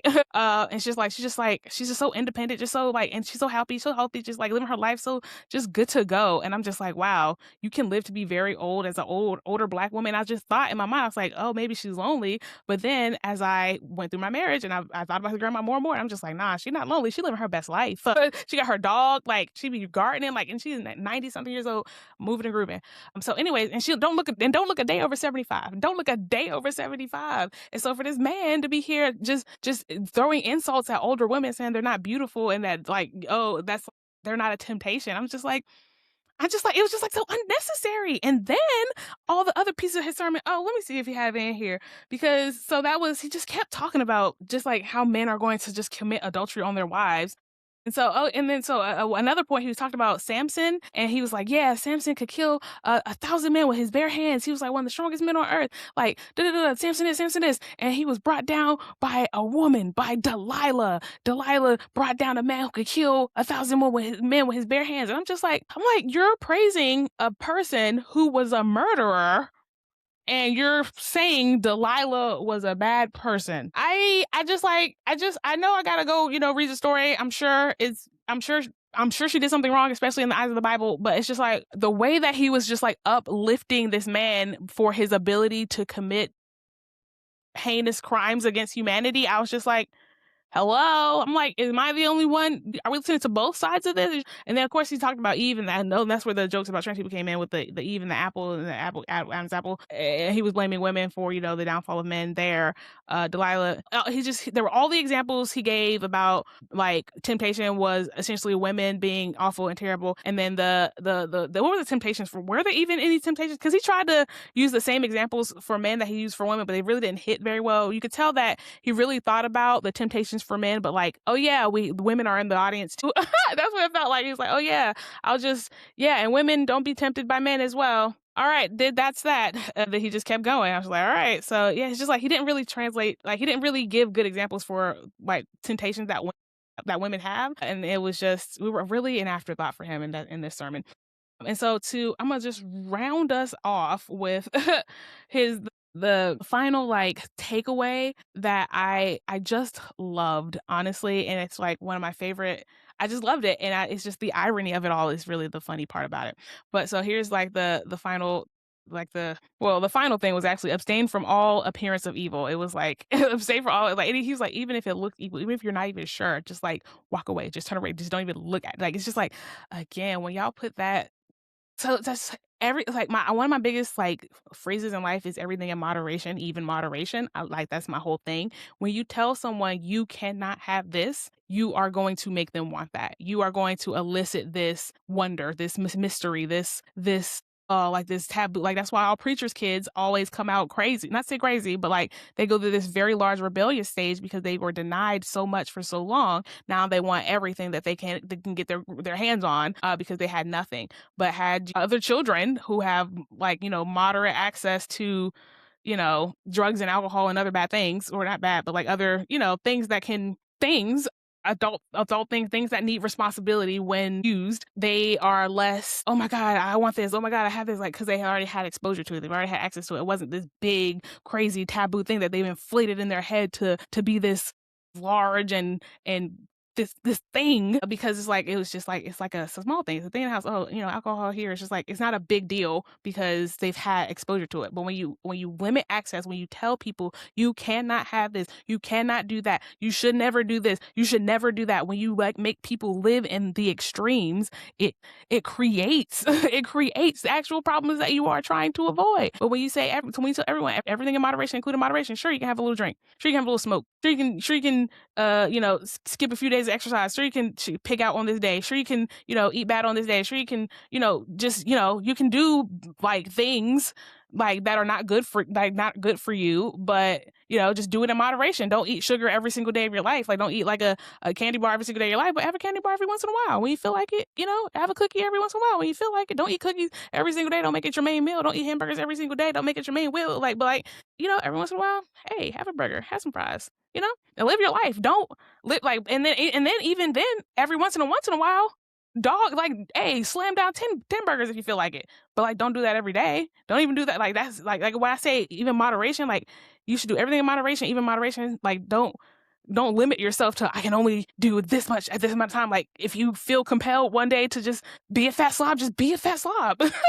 Like, don't get stuck there, don't stay there, don't live there, but like, every once in a while, forget the moderation, just ball out. That's how you should live your life. You should live your life doing everything every once in a while in a healthy, like in a way that your body can recover. And your body is a filter. I always tell that people, your body is a filter. It's like, it's a renewable filter energy resource. You can if you have a filter for anything, you gotta let it, you can use it, but it gets dirty and you gotta change it out, right? You gotta let your body clean itself. You gotta let it recover. You can't just keep putting dirt in your body and never get a chance to recover, because then it'll get backed up and then you become unhealthy and then you get sick. But if you're healthy most of the time and every once in a while you dump a bunch of crap in there, it's just like, ooh, your body's already healthy and can handle a bunch of crap being dumped in. It might take it a little time to get it out, especially if it's not used to it, but it'll get it out, especially if you give it time and space to do so, and then you're gonna be back to normal and you're good to go. But if you say never, then when you finally have access to it, you're going to dump. It's crap. Those kind of limits on people, it causes the problems that you are trying to avoid. So just let people have their stuff and just make sure and believe in their ability to not overindulge. People overindulge when there's an issue on the inside. Like, when you are trying to cover something up, when you're trying to run from something, when you're trying to hide from something in the 3D, some sort of pain that happened to you in the 3D that's causing you internal spiritual issues, emotional issues, then that's when overindulgence happen. The physical comes last. Whenever you have an issue that is showing up in your life in this external world, it is because something on the inside of you is messed up, is wrong, is like unhealed, is traumatized. If you keep having negative experiences, it's because there's a negative experience stuck on the inside of you that is not coming out. So anyways, the last thing that I thought was just super funny, the wrap up of this sermon was, and quote, "Discernment is not knowing the difference between right and wrong. It is the difference between right and almost right." It says by Charles Spurgeon. I don't know who that is, but so the quote is saying, which is, like I said, this is the irony of it. It's like he was basically saying the devil doesn't show up like, with a big neon sign that says I'm the devil and he has big horns. The bait will show up as looking tantalizing. It'll show up as being exactly what you want it to be. And then that's when you bite onto it and then you're hooked and you're caught and they've got you. And that is, I feel like, how I always describe Christianity, which is why I thought it was so ironic that this is a sermon that God planned for me to sit in on. My God, my our God, the collective consciousness, because that's here. I'm really just a messenger from the collective consciousness here to wake up everybody, because the collective consciousness, which is God, which is all of us, all of us are tired of having bad experiences. And so the collective consciousness birthed me so that I could wake everyone else up so that we can stop having bad experiences, because our spirit on the inside, our collective consciousness is sick of it. It's tired of bad experiences. It's tired of the misery, tired of sadness, tired of the pain. The collective consciousness, God energy, I told you, is love and like lightness and peace and stillness and joy and fulfillment. It's such like a good space. And they're tired of y'all sending back all of this negative energy. So I'm just the messenger here to tell you all, wake up so we can stop having bad experiences. But so I was saying, I always say this about Christianity is that it is it is right beside the truth. It is right beside, it is parallel to spirituality, like to the true spirituality, like that the indigenous ancestors all knew, all understood, all like got like the stuff that they are hiding from us. They don't want us to know, like all the science behind our energy, all the good stuff. It takes all of the truth and it like it shifts it, it turns it, it inverts it, it flips it upside down, it like walks beside it, but it's never the truth because it wants you to stay away from the truth. So it takes the truth and like and narcissistic that is literally what this is just I literally always say it's like it's almost I literally always say it's almost the truth, it's almost right. And so this said discernment is knowing the difference between not knowing the difference between right and wrong, because that's easy. Everyone can see what's right and what's wrong. Well, no, everyone can see what's right and wrong when it's like clearly unbiasedly laid out in front of you, but it is hard to know the difference between right and almost right. And Christianity is almost right. And Christianity is almost right. It is almost right. It is like it's got all this stuff, but it's like but then like there's like then it takes a hard left. And so for this was the takeaway was like, yes, Christianity is almost right, and you need the discernment to know that it is not right. It is not right. It is like, and it's like I was just like, wow, the irony of y'all saying the congregation needs to know what's right and what's almost right. And then the narcissists, they will project, they will they literally did the thing. They did the narcissistic thing in this sermon. They inverted the truth. They put the truth side by side to their truth and was just like, no, pick me, pick me. And then you pick them and the people will pick up. And another way that the compromise was such a projection of narcissism of, narcissists are the ones who like every accusation is an admission. Everything that they say accuse you of is a projection of something inside of them. So the message was about if you compromise yourself, if you compromise your relationship with God by like even desiring the things that He has called a sin, that you are a sinner. You will essentially become an addicted, evil person who ends up going to hell and destroying everything. So if you make that compromise with yourself / with God, then that is your fate. And I just thought that was such an interesting perspective / a narcissistic perspective / a narcissistic projection / a inversion of the actual truth / a well, yeah. So because it is true in a narcissistic relationship. If you compromise your boundaries, if you compromise yourself, truest of self, the things that you truly value as a person, the God inside of you that makes you feel aligned with your mind, your body, your spirit, like when you feel good with who you are, like complete with who you are, secure in who you are, and this is who you are, and you love who you are, and this is who God made you to be. And you feel that, and then a narcissist comes and they embody this. They embody everything that you've ever wanted in some sort of way, shape, or fashion. And so, but then, after the love bombing happens and you're like more invested in them, then they start asking you to compromise yourself. That's when they like, oh, you look better. I love when you don't wear makeup. Even though they met you wearing makeup, they said you're beautiful. And now they're like, oh no, I don't want you to wear makeup. Or like, oh, do you have to wear a dress that fitting? Or do you always have to wear your hair like that? It's just like, they start doing these little small things. They're like, oh, babe, I know you said you would go hang out with your girlfriends today, but like, I really feel like I haven't had time with you. I really miss you. Like, can you just stay on with me today? Like, I really need you. Like, you normally would go out with your friends, but you compromise to make that person in your life, the narcissist, happy. Or you do love playing in makeup. And it is a piece of your creative expression, but now you wear less of it because your partner said, they like you without makeup and you want to make them happy. So you compromise that part of you that you enjoy to make them happy. And that keeps happening and keeps chipping away at you and keeps chipping away at you. And then the next thing you know, you are under the narcissistic spell. You are in that coma because I always tell people when women come out of narcissistic abuse relationships, like a phrase you'll hear is like, it's like one day I woke up or like it all felt like a dream, or like I felt like I was in a slumber. It's like when you are under the spell, you are literally sleepwalking through life. You are asleep. You like it I can't explain it. Put like a numbing over your consciousness, and then that while you're in this robotic state, they just control you and they puppeteer you, and you barely remember what happened because the whole time you were not even yourself. You were unconscious. You were put in a sleep state and you were literally living in survival, just doing everything you need to do to survive, one foot in front of the other, but you don't realize you are in survival mode when you're in survival mode because you are so zoomed in. When you are in survival mode, you are locked in to your moment, your day to day. You cannot see your situation from the perspective that you need to see it to have a neutral understanding of what's happening. So anyways, all that to say, if you compromise yourself, you will end up in a very dark place when it comes to a narcissist, because a narcissist will keep taking from you. Every little compromise you give opens the door for them to take more. It opens the door for them to take more. They're going to take more. And the narcissist, they are going to exploit, extract, and take until you either burn out and give up and leave yourself, or until you are just a shell of yourself, or until they discard you, until you have nothing left to give and you are a shell of who you used to be, and then they will discard you until they find their next victim. So that is what happens when you compromise yourself to a narcissist. And this sermon talks about how if you compromise your values, or your relationship with God, then you will end up in hell.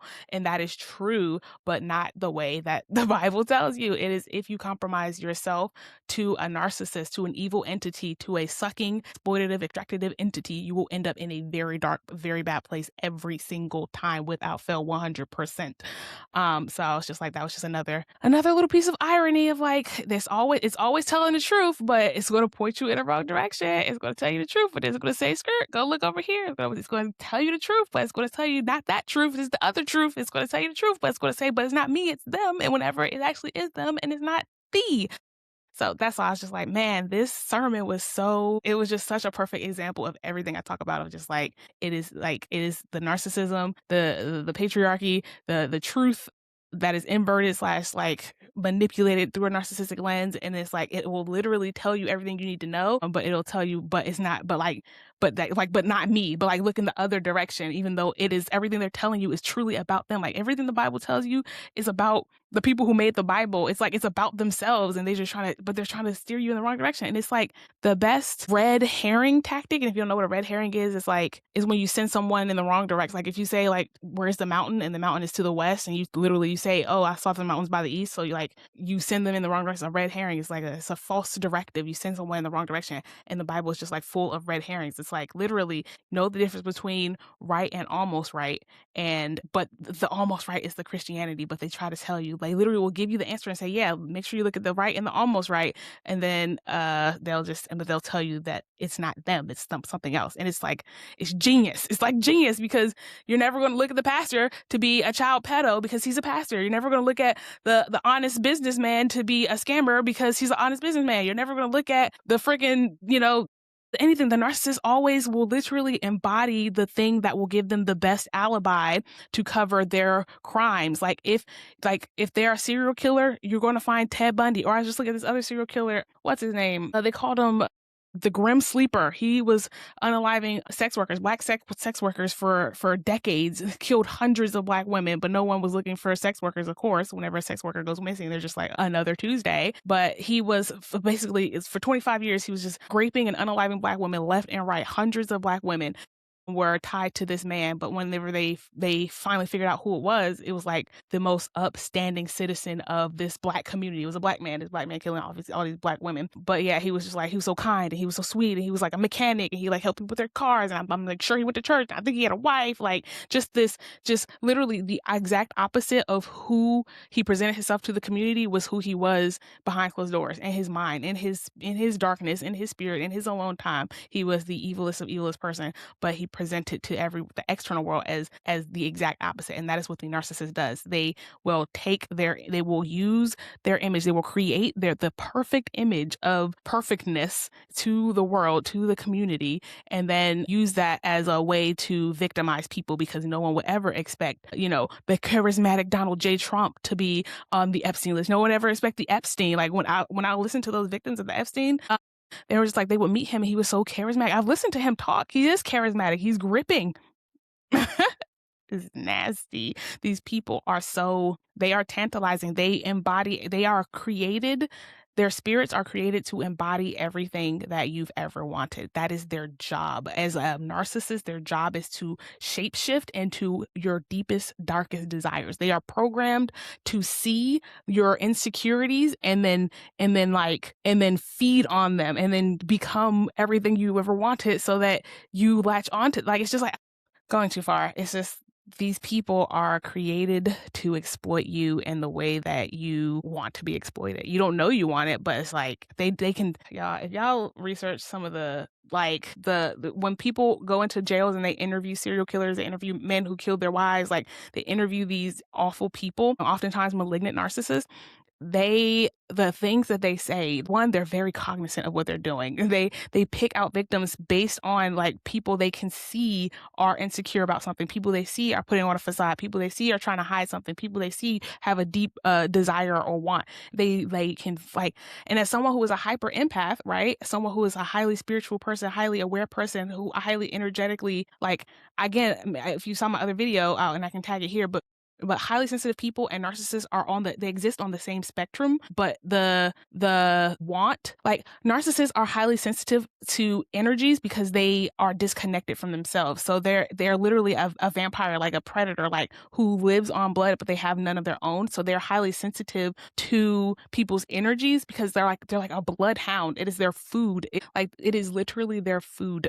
So they can see things that other people don't see. But the same thing is for highly sensitive people. We're not we don't see it because we are empty, but we see it because we're so full, I guess. It's like our energy, it's like, I don't know, but I see the same things that a narcissist sees. Like, whenever I look at those videos, we're just like, oh, they picked out this woman because she has low self-esteem. They can see how she walks and her demeanor is like small, and like she's like trying not to make eye contact with people, and like you can look at a woman and see a woman who has low self-esteem, a woman who doesn't have high self-worth, or like even you can talk to people and then the things that they choose to say is indicative, because again, everything is spirit first. If whatever comes out of your mouth, it is indicative of like something about you, even you're like down to your word choice. So like I as a person, as a highly sensitive person, I picked that up very easily. And the people, and this is why my circle is just so very small, because I unfortunately will accidentally sometimes, but intentionally sometimes, like call out people's bullshit because it's bullshit. I'm just like, cause I just like, again, I don't like being around inauthentic people. And so if I meet someone who is like, they have some insecurity that for me is just like blaring in front of my face, I'm just going to be like, so what's wrong with, like, why is this, what's going on here? And it's just like the things that people are always trying to hide and cover. I can see, like, it's not going to sound great, but like when Black women are wearing wigs, it's just like, I like the way I see them now, like people understand, like, I don't see a Black woman wearing a wig. I can see the insecurity in the hair more than I see, like, it's just like, I see what the narcissist sees. And it's just like, but instead of exploiting that, right, I will try to help heal that, but they will see it and exploit that vulnerability. So like, we have the same power. So I understand what the narcissist sees. I understand what the sociopath sees. I see it too. But the choice to exploit it versus help it is the difference between a highly sensitive, empathic person and a malignant narcissist person who has no empathy. That is the difference. So yeah, what was I saying? So yeah, serial killers will tell you what they see, and how they pick their victims, and I see it too. And so they're there. But we have to figure out how to heal people of those traumas so that they do not become victim to the narcissist. Because that's like the only time a narcissist can get to you is if you have something inside of you that you are lacking. Like if you feel like you lack something, like that is why y'all, that's why and how the narcissist becomes exactly who you want them to be, is because they can see what you want and that what you like. So if you are a woman, right, and this is why there are so many pick-me's, and if you were a woman and grew up and you were told you have to find a man, and the only way that you will be valuable is if you have a man, and so they end up centering men in their life, and men, it becomes their end all be all. That them latching on to men is like, even if the man is bad for them, even if the man is abusive, even if the man is narcissistic, even if the man is evil toward them, the fact that they allow that narcissism to be in their lives is because they have a lack of feeling like they are enough without a man. So whenever you feel like you have a lack of something, or like, I feel like I don't have enough money, so then you're going to be the one who gets scammed for money. Like when you are poor, you're desperate. Whatever you're desperate for, you are at the most vulnerable for being exploited about it. Like if you are looking for money and a quick fix to your money, you're more likely to fall for a scam. Like if you are insecure about how you look, you're more likely to fall for a narcissist who calls you beautiful. If you are insecure about, this is a good one for a friend of mine. I have a good friend, a close person to me, who don't like men. Like she's a straight woman like me, but like, you know, don't like men. Men suck. That she wanted a husband at one point, but like now she's over it. But she is still she always has like lacked a like good close friendships. And so long story short, she ended up in a friendship with a narcissist because this woman came to her and embodied the friend that she had always wanted, and then love bombed her with that beautiful friendship, and then began exploiting her, began asking for her money, began taking from her, began using her car, like literally started acting like a deadbeat baby father. But it was really hard for me to call this out to my friend because her insecurity was having a good close friend. And so she just made excuses for this friend of like, no, she's helping me, and no, she's a good person, like, no, this, that, and the third. And it took, you know, some escalations in this bad narcissistic behavior for her to see that this was not a good person. And then she had to heal that insecurity of like, I really want a good friend. And it's just like, it's sad because like the way it works is you have to learn how to be lonely. Whenever you have a narcissist in your life, they are there to be a reflection. They are there to be a mirror of what it is that you think that you're lacking, but whole time you got it all, you got it inside of you all the whole time, baby girl. And again, I know that sounds cliche, but like it is the truth. You like we want friends, and friends are lovely, but you don't need them to be whole. We want money, but we don't need money to be whole. We need it to be, you know, financially stable in this economy, in this world, in this. But even then, you know, if you really don't want to live off of money, you can. The possibility exists. It's going to be a hard one to get to.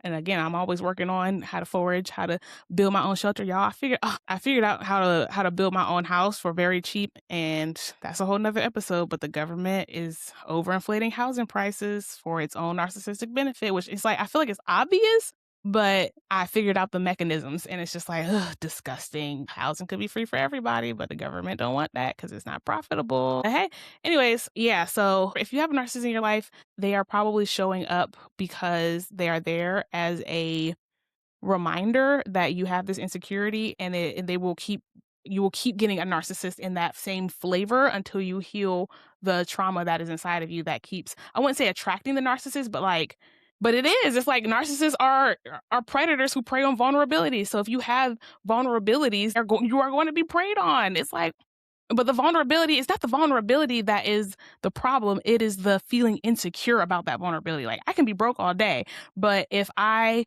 feel insecure about my ability to generate income in the future, that is when I'm going to make desperate mistakes. Like I can not have very much money, but because I know in my heart of hearts, I will always be provided for by my higher self. I'm just, again, I always tell myself I'm just so capable. And you should tell yourself the same thing. You're so capable of getting money that I don't feel a desperation to, oh my God, I don't have a lot of money right now.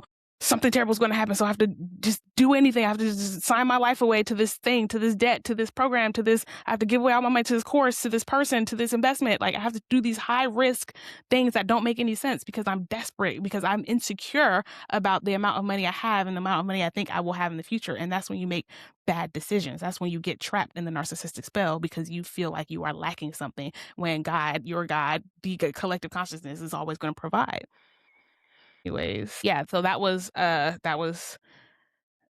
narcissistic Bible saying that if you compromise yourself, God will punish you or you'll end up in hell. But in reality, it is if you compromise your personal values and beliefs and who you are and who you've become to be and who you know yourself to be, for someone else, you will end up in a terrible place, and usually in a narcissistic relationship of some kind with a narcissist who is sucking your soul. And again, whenever I say relationship, I don't mean, you know, a romantic relationship specifically. I'm saying a relationship is the space between any two things. I always say that the relationship is the space between any two things. So it could be, you can be in a narcissistic friendship. If you could be in a narcissistic relationship with your job, right? Again, if you're insecure about money, you will end up in a job that you hate. Or if you're insecure about feeling validated by your title, you will end up in a job that you hate. If you feel like I need this title to feel valid in who I am, you will end up with the title, but you'll hate yourself. You'll end up with the money, but you'll hate yourself. Like you'll end up with the hottest wife or the hottest husband, but you'll hate yourself. Like the validation does not come from external things. It comes from what's inside of you. You love yourself for who you are. All right. That's it. By the wrong one. So that is that. That was my experience of religion in Ghana. It was gross. It was basically my experience of religion anywhere. There's no, like, you can't put me in a church and I'm not going to, and me not be able to call out all of the bullshit that is spewed out of any pastor's mouth. And it's like, I get you guys they mean well, but you're spewing like inverted, incorrect, narcissistic knowledge that is helpful. Okay, so that sermon was like religion slash. So when I say, but I want to also go into like the slash patriarchy, which you kind of felt with the sermon. It was all like it was a very male centered sermon. But something else I wanted to talk about was like how that shows up in society outside of church. So one, the men in Ghana were, I don't know. I don't know how to explain it, but they were all over me is what I'm going to like. That's like the easiest way to say it. Like from the moment I like walked on the plane to go to Ghana, which was full of Ghanaian people.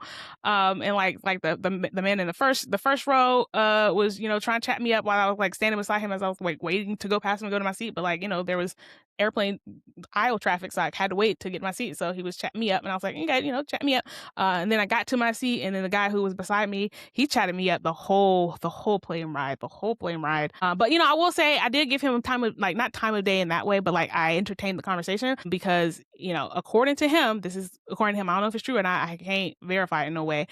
But he works for the presidential administration of the previous administration of Ghana, of the previous, like, they just had essentially they just went from Democrats to Republicans and he works for the Democrats or vice versa. I don't know his actual like conservative or liberal values, but he works for one of the political parties and he works for the political party that just lost power.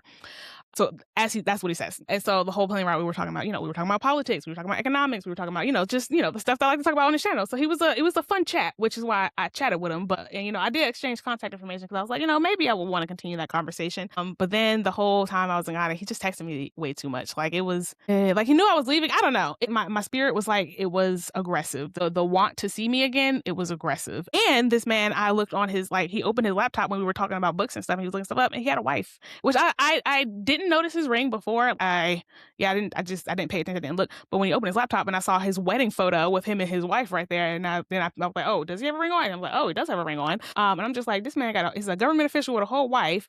And he was chatting me up. Like, and I know we were having an intellectual conversation.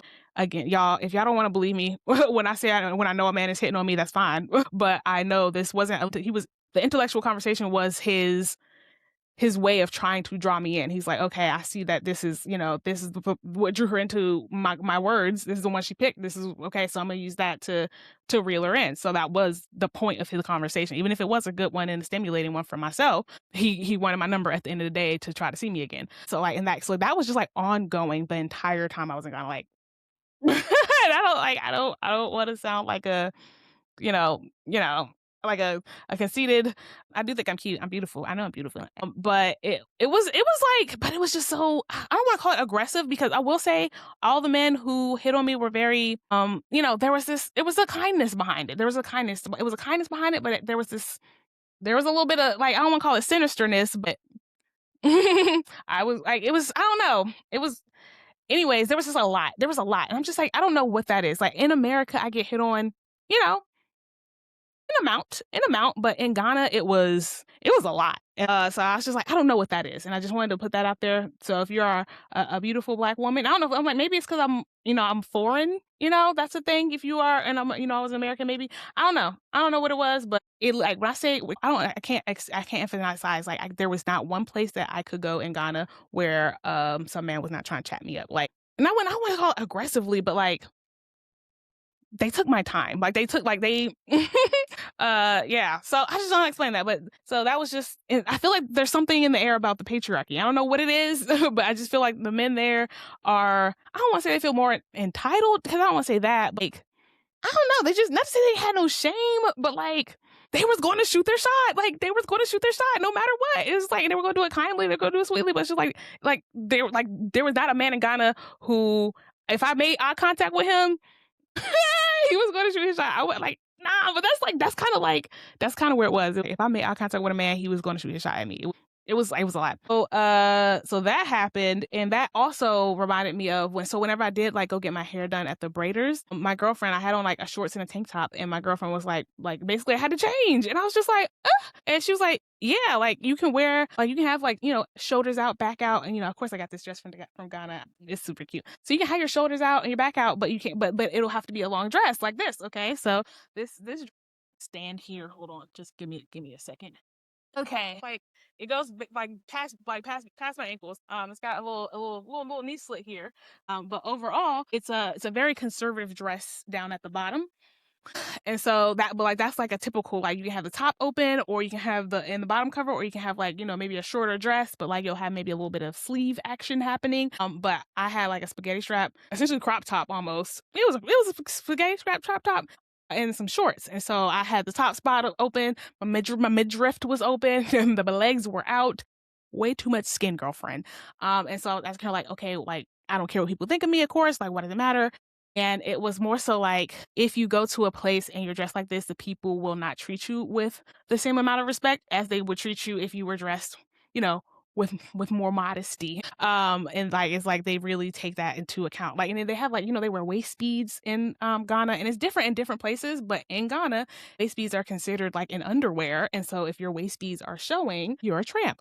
You're a whore. That's like your thong showing. It's big no-no. But other places you wear it outside of your clothes and it's a decoration. But the fact that in Ghana you don't wear it outside of your clothes, and it is considered like taboo to like have your waist beads show. Like if you're wearing them, like my girlfriend was like, she's been trained to stand up and tuck to make sure her waist beads are never showing, because like that's the culture.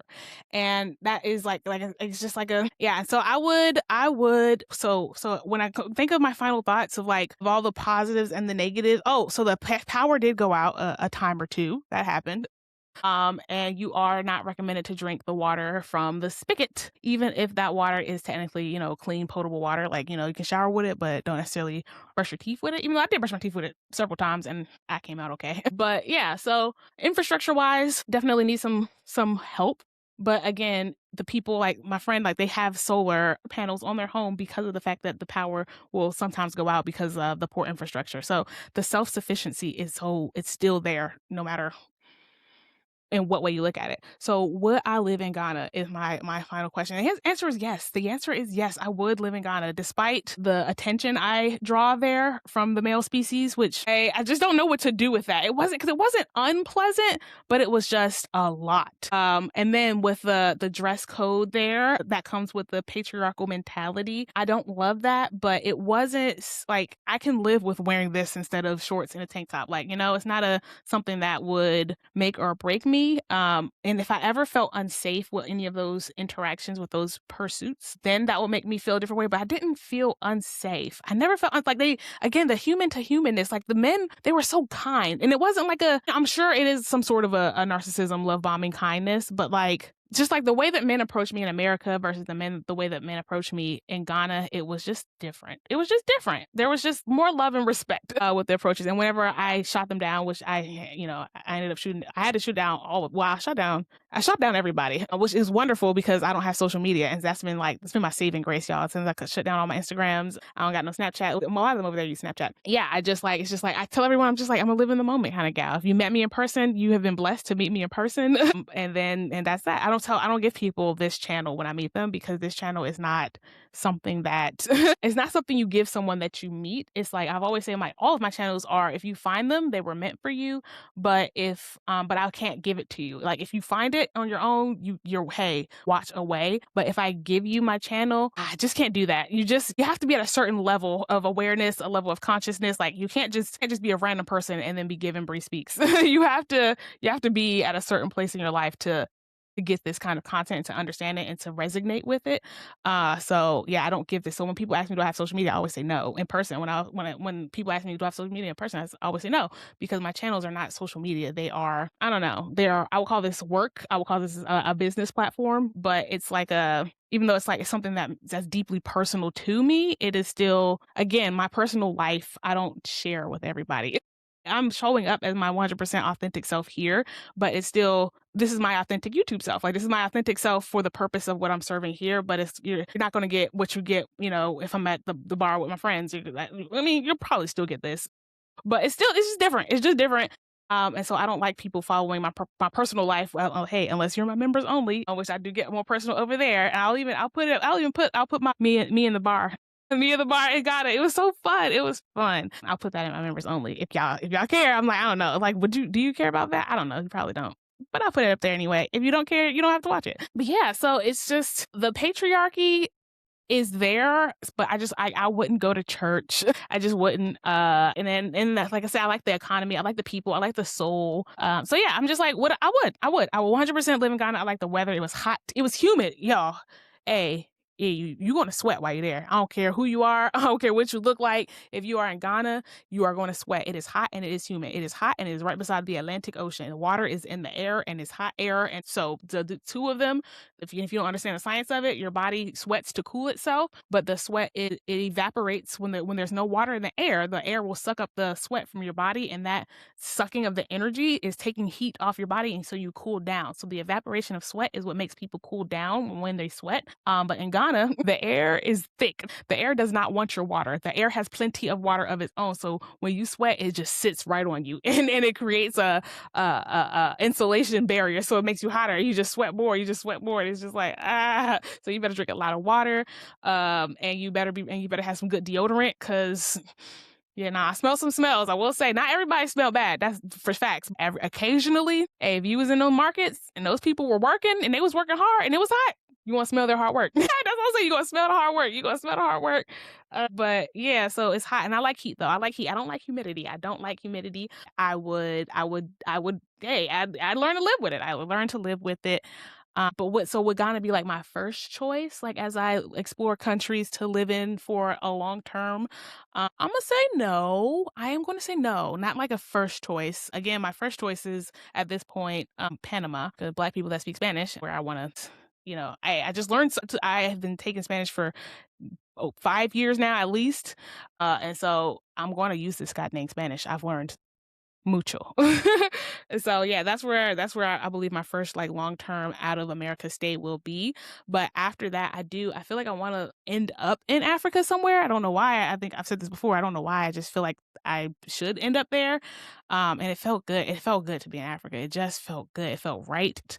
It felt whole. Like, I just can't explain the connection that I felt in that space. It was beautiful and grand and wonderful and amazing. So I want to be in Africa. Still looking at like where, but Ghana, hey, it's on the list. It's on the list of places that I would go.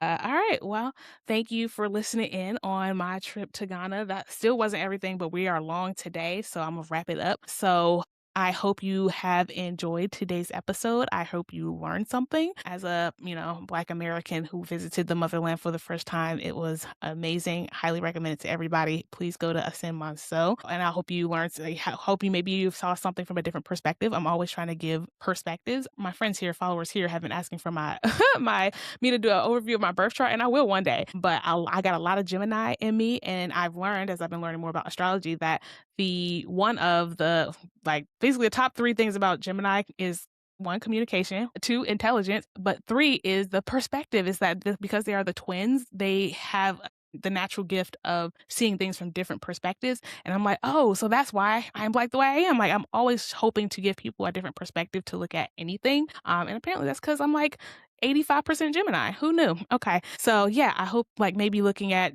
Ghana's economy from a different perspective happened for you today. And so yeah, and if it did, and you learned stuff and you liked what you heard and you want to give your girlfriend a tip for all of her hard work and exploration, I went to Ghana for myself, but for you, feel free to compensate and reimburse my adventures because yeah, it costs a lot of money that I don't have because this platform doesn't pay me anything. You can give me a tip on Cash App at Bri Speaks 2, the number 2. That's BRISPEAKS 2. Or you can also buy my 6 Narcissistic Social Hierarchies of Control PDF, which will be updated to the 7 Narcissistic Social Hierarchies of Control eventually. And so if you want the OG, which is not the OG, if you've been here for a while, I've had several iterations. It used to be 5, you guys. Now it's 6. It will be 7, but 7, I do think is going to be, that's my cap. There's nothing else. I don't believe there's nothing else. I've been doing this for almost a year now, and I can't think of anything else that has such a big impact on society. That is a hierarchy that we don't see or acknowledge. So 7 is going to be it. So if you want the 6 Narcissistic Social Hierarchies of Control as it stands today as a PDF, you can get it at brispeaks.co. So I did sunset free2adhd.com. And we have now rebranded to Bri Speaks. And so you can get a copy of the 6 Narcissistic Social Dragons of Control PDF at brispeaks.co. That is BRISPEAKS.co, not .com. That was unavailable. So that's and if you want to look for me on TikTok, feel free to do so at Bri.speaks on TikTok. And I will start up my my Spotify again one day. So when I do, if you want to subscribe and be ready, you can follow me at Bri Speaks Podcast on Spotify. And I wanted to also say, I have to shout out all my new members, which I'm like, oh my God, every time I get a new member and I'm just like, oh gee, that's so cool that someone cares about me and my personal life, which is, y'all don't understand. It's such a weird thing for me because I have such a small, teeny weeny itty bitty circle. It consists of like people who know like the true me. Again, I don't even give out my social media to people I meet on the street. I don't give it out to like some, like my family, like my immediate, like my dad, my uncle, like some of them know about the podcast and some of them, I don't feel like any of them watch it, but like I wouldn't say people don't know the real me. People don't know my truest, deepest internal thoughts about society and the world. Because when I try, and I have tried in the past, to go around and talk about this stuff and my thoughts on these things, I'm always met with such resistance. Even during my trip to Ghana, as I was talking to my friend she's Christian. So those are always conversations. But again, I always say she's like emotionally aware, self-aware, and she's a very smart, intellectual person. She was just raised she was deeply as a Christian. So she keeps saying this thing of like, I choose to be Christian. I choose to view the world through Christianity. And I'm just like, okay, well, I feel like that's her acknowledging like this could be untrue or like this could be the wrong way to do things. But this is the way that I have been trained to view the world. And so I'm making the choice. Like she's acknowledging that she has a choice to do something different, but she's not going to take that choice because it's not what she wants to do at this time. We'll see, what happens with her. No matter what, that's my best friend. She knew me before I was Bri Speaks. And so like our relationship is so grounded in so much more than, not to say our thoughts on society, because our thoughts on society are relatively the same, but she doesn't feel like, the collective conscious. One, she doesn't really, believe in the collective consciousness as much because she believes in the external hierarchical, man God. So that is still something that's not something she's attaching to directly very well. Yes. So I don't really talk to her about, like I talked to her about this stuff. We talk about it and we like debate. We have intellect. Anyway, so I talked to her about it. But even still, my bestie, because of the limitations she has in her mind, I still can't get as deep as I want to. And I can get that deep with my little sister because she's also a HSP, a highly sensitive person. She's locked in. So I can talk to my little sister about it.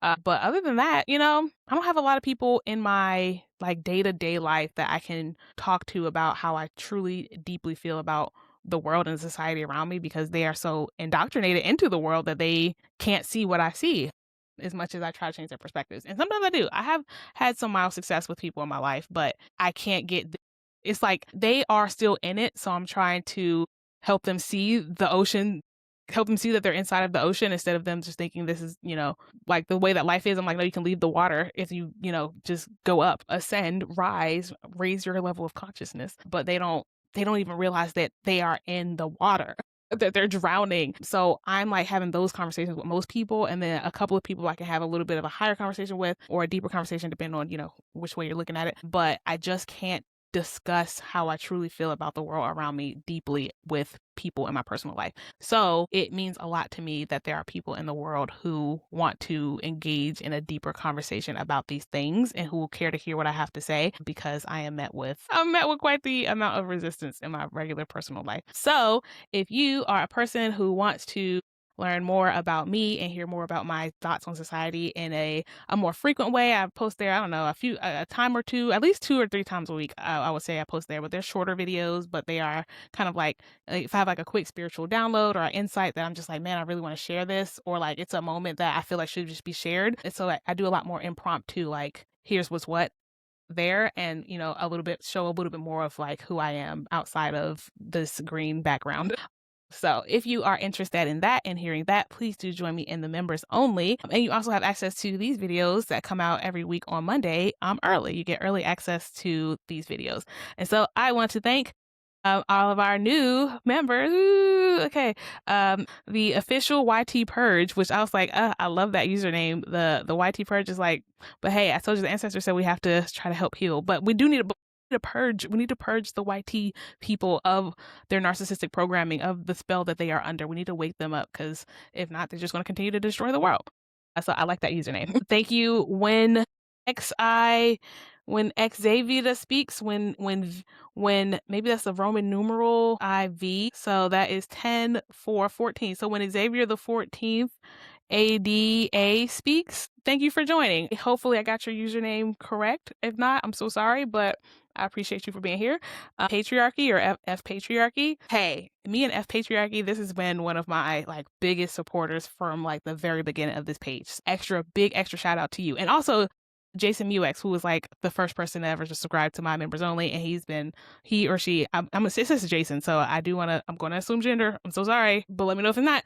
But Jason has also been there since way before. I believe Jason might even be from TikTok. So I'm if you came from TikTok, shout out to you.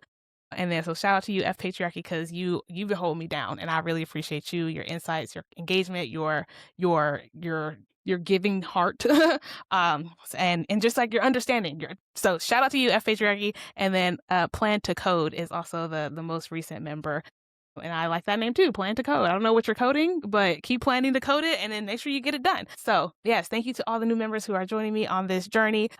Please do, if you want to also be a part of this, whatever I have going on here, you also too should come and be a member, so we can have deep and intellectual, social and spiritual and energetic and scientific conversations over there as well. So yeah, that is all. Thanks for you guys for being a part of this, and anyone else. If you can't do the members only, hey, feel free to just hype these videos, subscribe, share them with friends. I know it's hard to find people who are woke AF, and that is my members only channel. It's there's woke and then there's woke AF. Woke AF is the channel where you get all of my personal stuff. I know it's hard to find people who are woke AF. I know it. I get it. I struggle with it every day. But if we can share my channel to other people to either help wake them up or to find community in other people who are highly empathetic, highly socially aware, highly spiritually aware, highly energetically aware, highly spiritually aware, just highly sensitive people. If we can find a bunch of us, like I said, I feel if we can get together, we can take over the world, and a world ruled by highly empathetic, highly sensitive people, anti-narcissistic people who want equality in all people. I think we would make a better world. Just saying. So we have the ideas to change the collective consciousness, to have us have better experiences. I just want everyone to be happy. I just want everyone to love themselves. I want everyone to get rid of all their insecurities, just to, no matter who you are, just value yourself for being alive today on this, on Mother God Green's earth. But my friend said, maybe the world I want is impossible, which made me almost cry when she said that. But I hate that people feel like it's impossible. If you feel like it's impossible, it is impossible. If you feel like it's possible, it is possible. Rather you think you can do something or you think you can't, either way, you're right. Always remember that. And so I think we can change the world to make it a better place. I think we can take down these narcissistic structures. I think we can live in a world that is more equitable, more equal, more just good for all, and have everyone have much more positive experiences. I think it's possible. Do you? If you do, please like, share, subscribe, and I'll see you next time. Bye-bye.